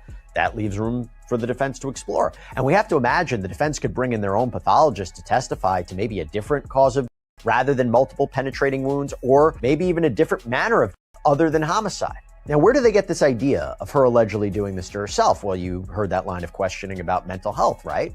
It was reported that the defense attorney asked Detective Farrell if Celeste had a history of domestic violence, whether there were messages referencing alleged mental health issues about Celeste. And while the judge wouldn't permit the presentation of that evidence at this stage of the proceedings, it is possible that could come out at a trial. The evidence shows that David had an inappropriate and alleged relationship with a minor.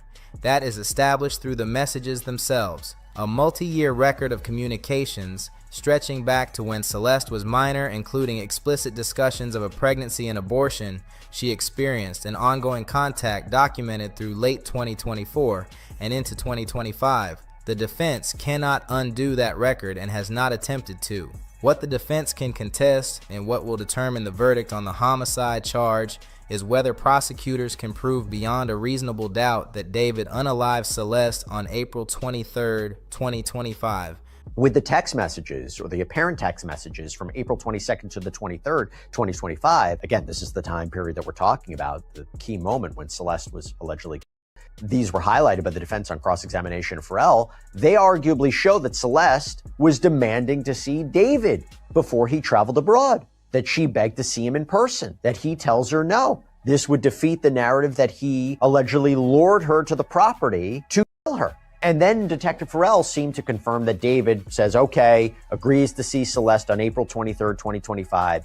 And after she sends him this text, cut this S out, I'm seeing you today. Now, Blair Burke, David's attorney, reads this allegedly threatening text from Celeste that was dated April 22nd, allegedly telling David that she will end his career and tell her father, quote, so many lies about him, that she's gonna mutilate his quote, I will tell my dad so many bleeping lies about you, ass. I will end your career and your life. I will damage anything. She allegedly sent this on April 22nd. The most significant gap in the prosecution's currently public case is the absence of any direct witness or surveillance evidence placing Celeste inside David's home on the evening of April 23rd, 2025. What the prosecution has is this: text messages showing David arranged an Uber for Celeste that evening. Her final known message sent from the Uber indicated she was approaching the property and asked him to open the door. Now, Burke apparently also read a text from Celeste explicitly threatening to make anonymous accusations and, quote, leak all that S I got on you. And this is apparently in reference to whether or not David was going to post on Asia Collins' social media accounts showing the two of them together. There seemed to be an insinuation that she was jealous of this person. Asia Collins is somebody who we've talked about before, apparently in David's orbit. And Celeste apparently told David she has his contact information, his mother's number, threatening to release all this information. And then you have texts like this where Celeste allegedly wrote to David in August of 2024, I care about you. I killed my kid for you. I don't like talking about it because it gets me really upset, but I do anything to have it back. David's reply confirmed the gate was open. Approximately 30 minutes later, David's messages to Celeste's phone began asking where she was and whether she had arrived safely. After that point, Celeste's phone went permanently silent. The Uber driver reportedly could not confirm whether he dropped Celeste at the property. There is no confirmed surveillance footage showing Celeste entering the building. For a Hollywood Hills mansion in 2025, the absence of any security camera footage capturing her arrival is notable. The defense is likely to press on that gap specifically and persistently. No confirmed eyewitness account, no confirmed surveillance. The text messages stop. I gotta call something out here too. If you recall, in one of the prosecution's filings, they allege that David stood by while Celeste.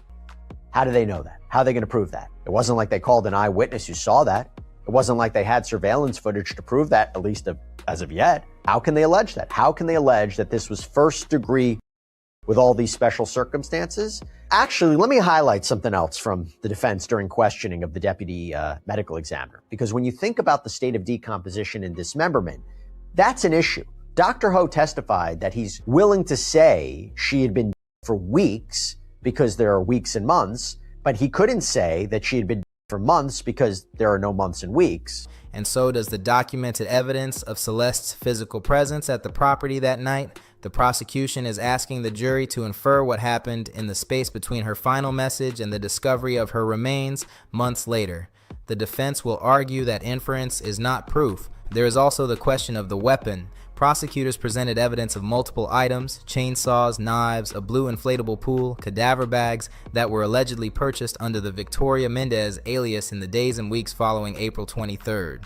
You have a witness who can't say certainly how long Celeste had been before her remains were discovered. So he cannot pinpoint the exact date of her death as April 23rd, 2025, based on the autopsy. And if the defense can convince the jury that she was alive past April 23rd, that's going to be significant. And when you think about what those in his orbit, David's orbit, could testify to, one of the potential deficits in this case is that I don't recall any testimony yet that David texted or communicated with anyone about an intent to kill Celeste, or that he was afraid of her, or that he wanted to keep her quiet.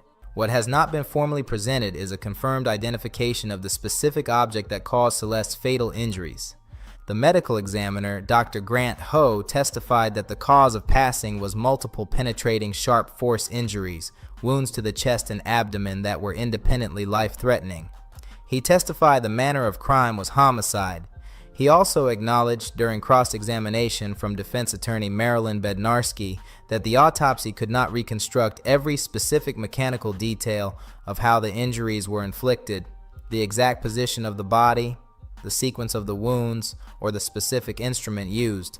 No hesitation marks were found, ruling out the most common indicator of self-infliction.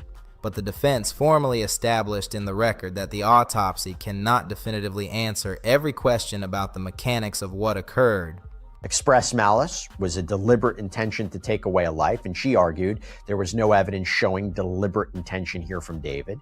She argued there's no statement of intent anywhere to harm her. There was no history of violence or hostility from him to her. How the relationship, the evidence listed here, is the opposite of homicidal malice. She also argued there was no implied malice. There was no considerable provocation.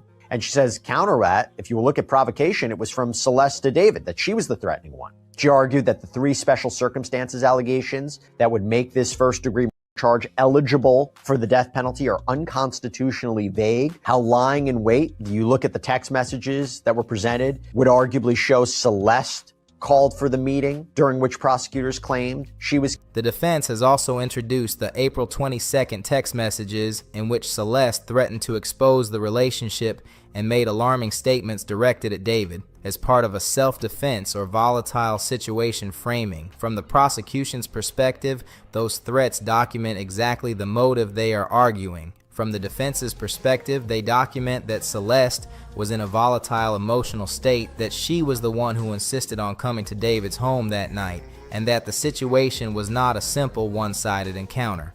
The defense may argue that Celeste's emotional state, the threatening communications, and the absence of direct evidence of David's involvement in the specific injuries all create the kind of reasonable doubt the legal standard requires. Whether any jury finds that argument persuasive, alongside the full weight of the forensic record, the purchase history, the location data, and the private message record, is the central question of the trial. The other special circumstance allegation for financial gain, she made the argument that David's prospective music career is not a concrete financial interest under California law, that there's no California precedent for anticipated future earnings. I think this one might have been a difficult argument, though, for the defense, considering you learned how much money he was making and he had his album. What about the third special circumstance, murder of a witness? Well, she argued there was nothing that showed a subjective belief that Celeste had any interest in being a witness or participant in any criminal investigation. Did she make it clear that she was going to work with prosecutors or work with police or go to the police? And she argued that all of Celeste's threats were to ruin him socially and professionally. Again, that she never said she was going to go to the police. Now, the prosecution countered that. The judge ultimately ruled there was enough to go forward for trial for now. But, you know, I'm highlighting what could be issues at a trial. Patrick Steinfeld, the attorney representing Celeste Rivas Hernandez's family in a civil matter separate from the criminal case, has publicly stated his strong opposition to any attempt by the defense to place responsibility on Celeste. His position reflects what most people following the case believe, that regardless of anything in the text messages, Celeste was a girl who had been in an alleged relationship with an adult since she was minor, and that her emotional state, her anger, her threats, and her behavior on April 22nd and 23rd are all consequences of that relationship rather than independent actions that define her responsibility. That legal and moral point is important to keep clearly in view. The defense's arguments about Celeste's emotional state and threatening messages may be standard criminal defense tactics, but they do not change what the documented record shows about who she was, how old she was, and what she was navigating. Do you think the family is as quiet as they are because they knew who David was and they knew who she was going to, and you don't really see too much of an intervention between them? I mean, yes. I have proof that family members have been to that rental house before. Have been with David and Celeste. Wait, her family has been to his house? Family members. The question of what people around David and Celeste knew has become one of the most significant threads in the public discussion of this case. The defense has noted that Celeste's family was aware of some connection between Celeste and David during 2024. Her parents signed a notarized travel consent form allowing her to travel to London with David in 2024. David reportedly attended church with Celeste's family on multiple occasions. Some family members were present during or aware of trips David and Celeste took together. Steve Pfizer, a private investigator hired by the owner of the Hollywood Hills property, has claimed publicly that both Celeste's family and David's family knew about the relationship during the relevant period. His claims have not been formally established in any court proceeding, and the defense has not been able to produce in court any direct testimony confirming that Celeste's parents knew the full nature of what was happening between her and David. Listen, one of the first things I put down in this case was we know that David and Celeste were at Six Flags on a certain date, and we found a Build-A-Bear certificate from the Build-A-Bear place in Six Flags in her cousin's name at the house. You know, and so it's like, wait a minute, so she wasn't really missing. You know what you want to know, in my opinion, what the missing persons report was about? It was to cover their so CPS didn't come in and say, hey, she's not going to school. What's up? If she's a missing person, you say she's not going to the school because she's a missing person, you know, then you don't have CPS in your life at that moment, you know? What the defense's own cross-examination of investigators confirmed is this: Celeste's parents were unquestionably aware that she was repeatedly running away from home. They reported her missing 3 times in 2024. They put up missing person posters in Lake Elsinore. They attended every day of the preliminary hearing. The evidence does not support the conclusion that they knew the full extent of what was happening. The alleged relationship, the pregnancy and abortion, the private message record. Listen, I sympathize. I know that they're grieving. I know they lost a daughter, but goddamn, like she shouldn't have been allowed to be. She was gone 1.5 years, man.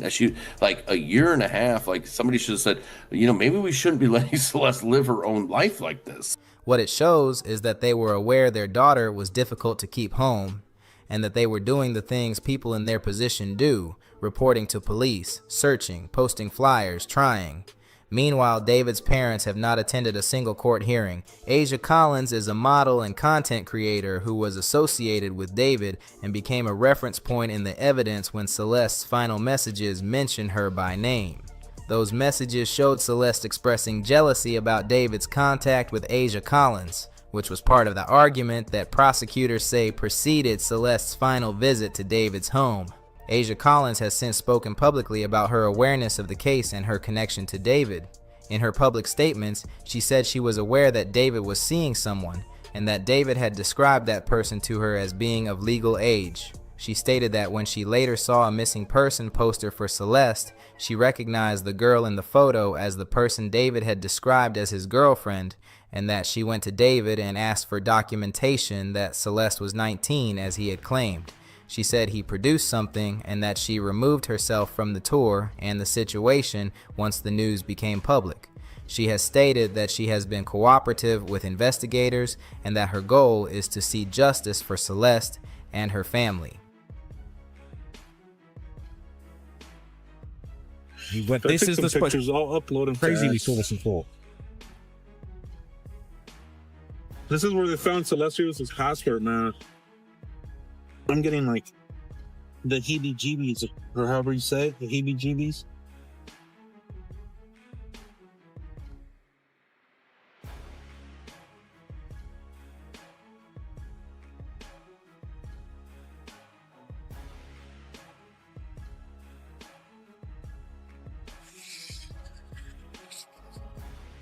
Yeah, this is the exact passport spot. Well, it's like right up here. I'm gonna show you guys. The public statements from Asia Collins raise a specific and unresolved question.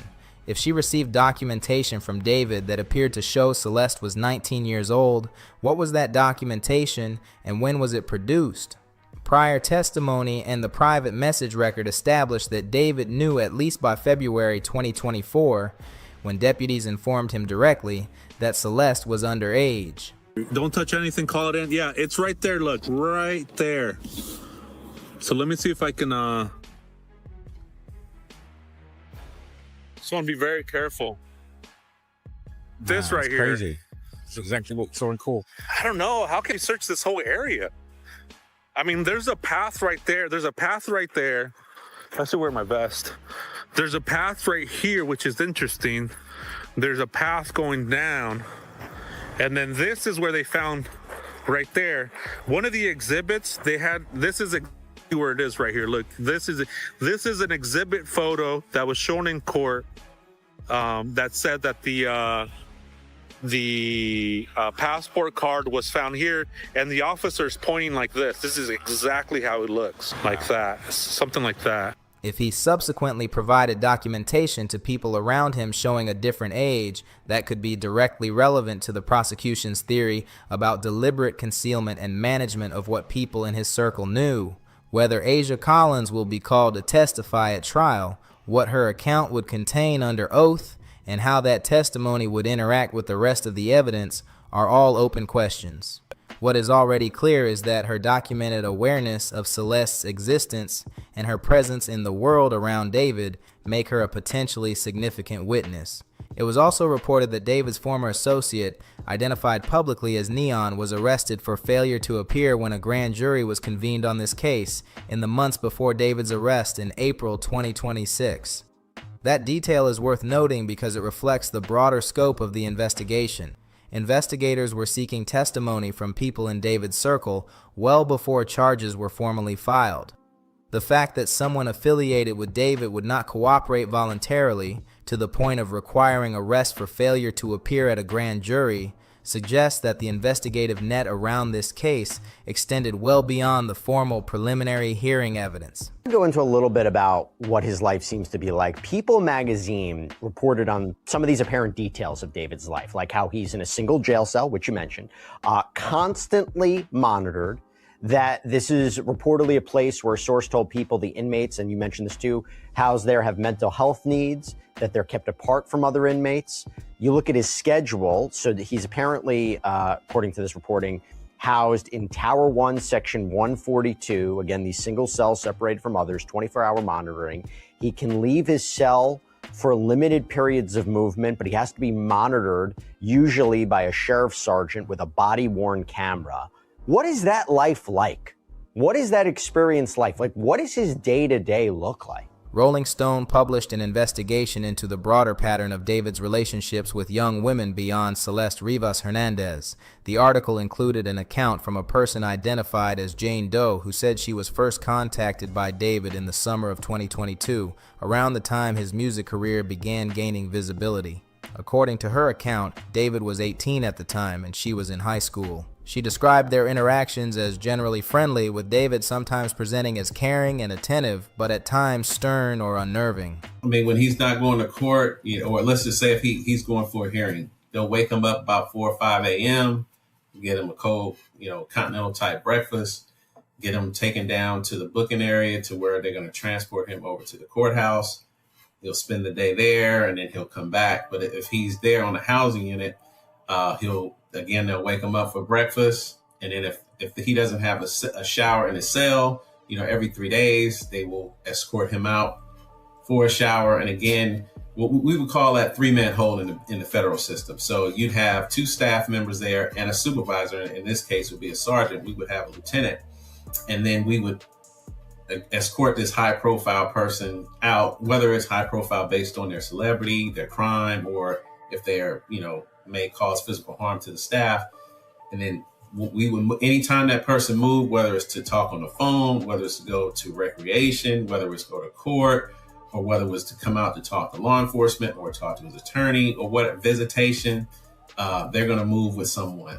Jane Doe described a specific exchange in which David joked about his artistic alter ego Itami, the dark fictional character central to his music's visual identity, making a violent reference toward her that she described as feeling like it came out of nowhere, even as it was framed as a joke. According to her account, David ended their contact in mid-2023, telling her they were at different maturity levels and stages of life. She reportedly did not know at the time that David allegedly began what prosecutors describe as an adult relationship with Celeste Rivas Hernandez shortly afterward. And typically, you'll get recreation five days out of the week. He'll get the shower out, 3 days outside of the cell, and depending on, and then the commissary and all that kind of stuff. He has money on his books. They would bring that to him, but he would spend the vast majority of his time in that single cell. But staff will be, other than them escorting him every 15 to 30 minutes, you're going to have staff making rounds to check on, do a welfare check. You're going to have health services staff coming to see him. You're going to have mental health clinicians. They're going to be coming by to see him on a day-to-day basis.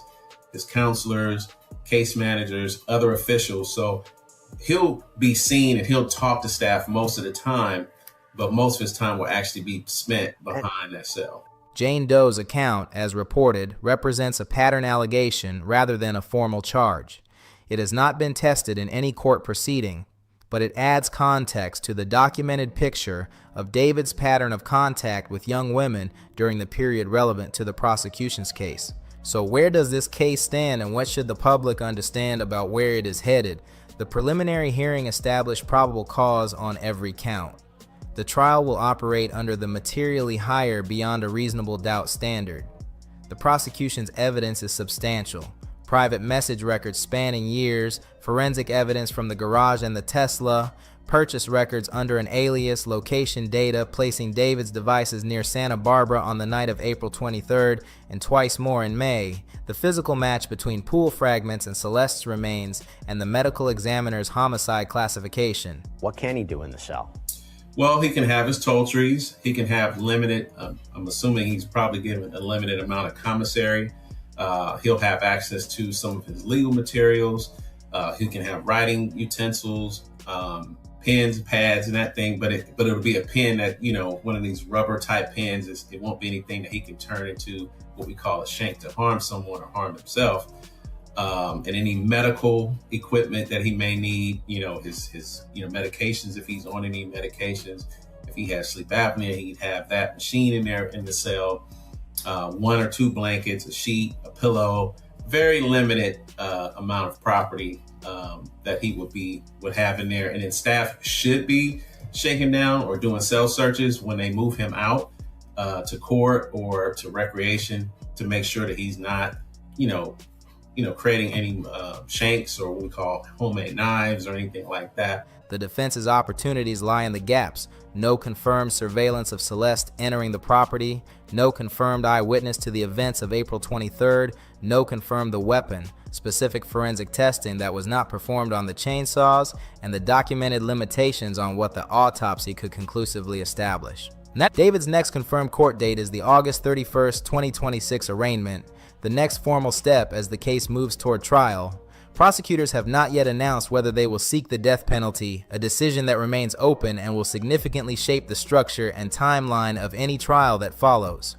What is not in dispute, regardless of the outcome on the homicide and mutilation charges, is that a young girl is gone. That Celeste Rivas Hernandez had been in contact with David since she was minor, that her private messages show her attempting to establish distance from the relationship in March 2025, and that her final known text message was sent from an Uber approaching David's Hollywood Hills property on the evening of April 23rd, 2025. So reportedly, according to people, he eats 3 meals a day. That law enforcement sources say that breakfast is served around 6 a.m., lunch between 10:30 and 11 a.m., dinner at around 5 p.m. It feels like the day is centered around the meals. Like it seems to be those would be the big events that you look out for and you wait for. And what is the food actually like, generally speaking? I don't know if you know what the menu is. Like people reported that the Twin Towers facility might have a better menu, but I don't know. I mean, what is he typically looking like he's eating? Her family was in that courtroom every day. They have been waiting for formal accountability since September 2025. David Anthony Burke has pleaded not guilty to all charges. He is presumed innocent unless and until the evidence establishes otherwise through the formal legal process. We will cover every confirmed significant development as this case moves toward trial. Before the defense can make any of its arguments about what the evidence does not prove, it first has to contend with a body of evidence that is genuinely difficult to explain through innocent alternatives. Let us be specific about what that evidence actually includes, because the defense's job is not just to challenge individual pieces, but to provide an alternative explanation for all of them taken together. The prosecution's documented evidence includes a multi-year private message record between David and Celeste spanning from when she was minor through March 2025, confirmed purchase records under the Victoria Mendez alias for specific items including chainsaws, body bags, and the inflatable pool delivered to the Hollywood Hills garage. Blue plastic fragments recovered from Celeste's clothing that physically fit missing sections of the damaged pool found in that same garage. Confirmed DNA from biological material in the garage matching Celeste. Tesla location data and cell phone data placing David's devices traveling towards Santa Barbara County on the night of April 23, 2025 and twice more in May. The discovery of Celeste's passport identification card near State Route 154 in Santa Barbara County in January 2026. Celeste's remains found inside David's Tesla on September 8, 2025, approximately 4.5 months after April 23rd, and the medical examiner's formal classification of the manner of case as homicide. Each of those evidentiary threads is independently documented. Each is independently challengeable, but collectively they form a convergent picture that points in one direction. Probably in the mornings, in the lunchtime, it'll probably be more cold foods like, for breakfast, it'll be like cereal, milk, maybe some fruit or some sort of breakfast cake or some sort of pastry. And then lunchtime, again, probably some cold cuts. Now, I don't know what type of diet he's on. Some people, inmates come in with religious diets or, they don't want to eat flesh and that kind of thing. So let's say if he doesn't eat flesh, they'll probably give him a peanut butter sandwich or some crackers or something like that, or a sandwich if he does eat flesh. And then your dinner meal is probably going to be your one warm meal for the day. And I can tell you, most jails and have standards through the American Corrections Association. So they'll typically have, like a hamburger day, chicken day, fish, spaghetti, school pizza, like I was served, in public schools in California, so there's little square little pizzas that they would give out. The defense's challenge at trial is not just to undermine any single thread, it is to provide the jury with an alternative account that is consistent with all of those threads simultaneously. That is a substantially harder task. The defense's strategy, as it has taken shape across the preliminary hearing, is not to provide a coherent alternative account of what happened. It is to identify specific evidentiary gaps, specific forensic limitations, and specific investigative choices that were not made, and to argue that the accumulation of those gaps is sufficient to establish reasonable doubt. That is a legally legitimate strategy. Whether it succeeds before a jury is the question the trial will answer. The physical and forensic evidence presented at the preliminary hearing also established several specific connections that go beyond circumstantial association. The pool fragment evidence is the most direct. Blue plastic fragments submitted by the Los Angeles County Medical Examiner's Office were physically matched to missing sections of the damaged inflatable pool found in the Hollywood Hills garage.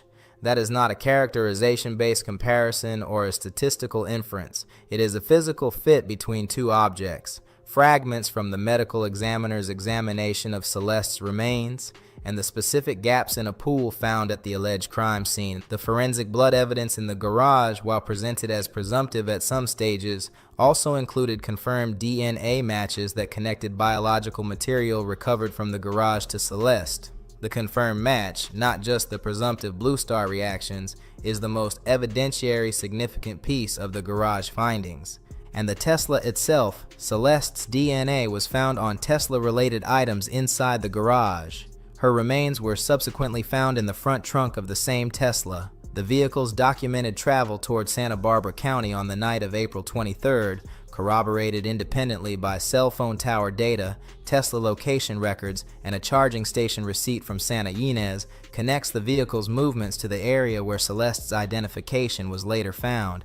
None of those connections requires inference alone. They are physically documented, independently corroborated, and collectively they form a picture the defense will need to address in full at trial rather than piece by piece. So it would be something sort of that nature, and it will be balanced to make sure that, you know, he's getting a healthy diet. Of course, based on the amount of people they're serving there, obviously the taste and the quality is probably not going to be as good as you would get at home or maybe in a high-end restaurant like he may be used to. But it will be edible enough because the staff there, at least some of the administrative staff there, should be testing and tasting those meals each and every day to make sure if they could eat it, then it could be served to the population. One element that could significantly change the trial's dynamics is the testimony of the live-in bodyguard identified in court filings as Sheldon. Prosecutors allege he was present at the Hollywood Hills property during events connected to the prosecution's formal timeline. If that allegation is accurate and he testifies, his account would be the only first-hand, real-time testimony about what actually occurred at that property on the evening of April 23rd. Not what investigators reconstructed, but what someone personally observed. Every other category of evidence addresses conditions before or after the alleged events. A present witness addresses the events themselves. That is why Sheldon's potential testimony is the most consequential open question in the entire case, and why his formal introduction as a named potential witness was the single most significant development from the July 27th hearing session. Whether he ultimately testifies under what conditions and with what protections remains unknown. But if he does testify and his account supports the prosecution's theory of what occurred, specifically the alleged failure to seek emergency assistance, it would provide a category of evidence that nothing else in the documented record currently provides. The trial is still ahead. The full evidentiary case on both sides has not yet been presented. What we know from the preliminary hearing is enough to understand the shape of the battle, where the prosecution's evidence is strongest, where the defense's challenges will land, and what questions remain genuinely unresolved. The answers will come in the trial itself, before 12 jurors applying the highest standard of proof the legal system provides. David Anthony Burke has pleaded not guilty to all charges. He is presumed innocent unless and until the evidence establishes otherwise through the formal legal process. Every confirmed significant development as this case continues will be covered here. Subscribe and turn on notifications so you stay updated. SpillHop. We do not just report the story, we slow it all the way down, go deeper than the headlines, and make sure you actually walk away understanding what is really happening and why it matters. One additional thread worth naming, the question of what David's professional circle did in the aftermath of the discovery of Celeste's remains. Testimony established that David's manager stated he felt no obligation to contact police and wanted to continue with the tour. People around David also reportedly switched to encrypted communication platforms after the discovery became public. Neither action constitutes evidence of criminal guilt, but both are documented facts about how people in David's professional circle responded to finding a body in a vehicle registered to their artist. And that documented response will be part of the broader narrative the prosecution presents at trial about what the people around David knew and what they chose to do with that knowledge. The trial will address all of it. Every confirmed development will be covered here as soon as reliable information becomes available. Sheriff Burke now is eligible for death penalty. The death penalty considerations are now being weighed. Judge Charlene Olmedo held David Anthony Burke. She has held him to answer for first-degree murder with the special circumstances of lying in wait. doing this crime for financial gain, and murder a witness to an investigation.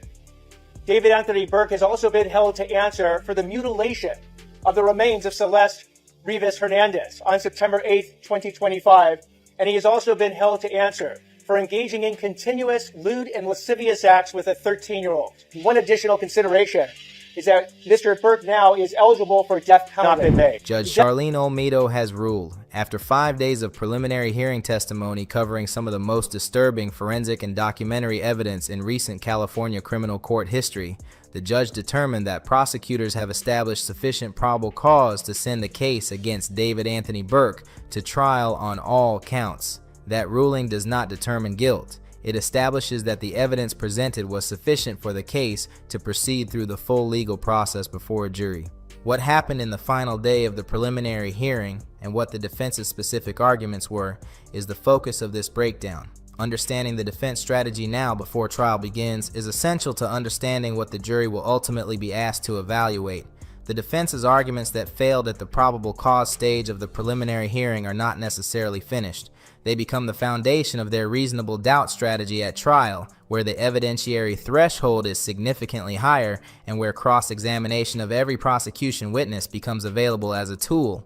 The specific defense arguments on each special circumstance, the message evidence, and what the broader documented record establishes about David's state of mind, his career stakes, and his knowledge of Celeste's age are all examined in detail below. David Anthony Burke has pleaded not guilty to all charges. He is presumed innocent unless and until the evidence establishes otherwise through the formal legal process.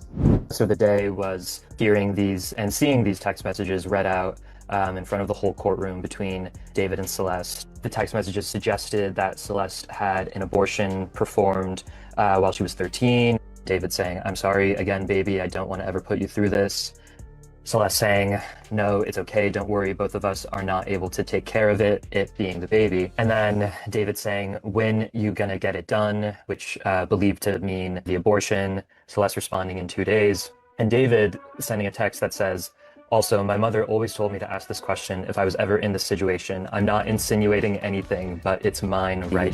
The three formal charges before the court are first-degree homicide with special circumstances, continuous abuse of a minor, and unlawful mutilation of human remains. The homicide charge carries 3 separate special circumstance allegations: lying in wait, financial gain, and homicide of a witness, each of which would need to be found true by a jury for the death penalty to become an available sentencing option. The prosecution must prove each special circumstance independently alongside the underlying homicide charge itself.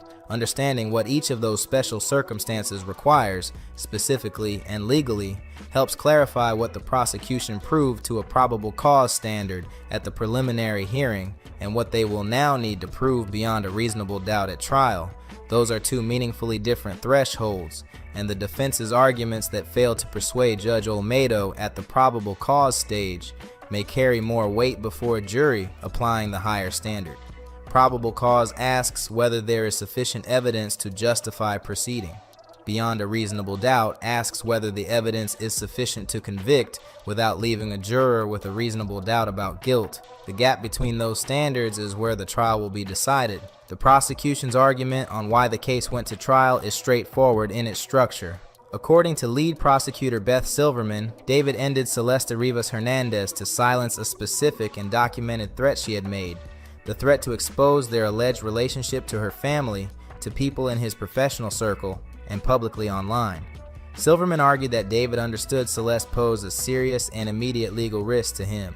If she followed through on her threats, the alleged relationship would become public, ending his career and exposing him to criminal prosecution for the alleged abuse of a minor. Ending her before she could act on those threats was, prosecutors argued, the specific purpose of what happened on April 23, 2025. That argument is internally consistent with the documentary record. The April 22nd messages, written to the court record by Detective Corey Farrell, show Celeste explicitly threatening to go to her father, to damage David's career publicly, and to expose everything. Those messages were sent the night before she arrived at his Hollywood Hills home for the last time. The prosecution argues the sequence is not coincidental. Threat followed by alleged crime followed by sustained concealment. The financial gain special circumstance requires the prosecution to establish that David's unaliving of Celeste was motivated by financial benefit, specifically the protection of the multi-million-dollar career that Celeste's threatened exposure would have destroyed. Testimony from financial manager Benjamin Greger established that David earned between $10 million and $11.5 million during the relevant period. His debut album, Withered, was scheduled for release on April 25, 2025, 2 days after prosecutors alleged Celeste was unalived. A European tour was being assembled. They're relieved that the judge agreed with the prosecution that there's a sufficient evidence in order to hold David Anthony Burke accountable for these charges. The family was horrified that the defense attorneys brought up evidence to put the blame on a 14-year-old child. Prosecutors argue that the specific financial stakes at that specific moment constitute the documented financial gain motive that the special circumstance requires. The defense challenged this argument directly. Blair Burke argued that the prosecution failed to identify any concrete financial benefit that would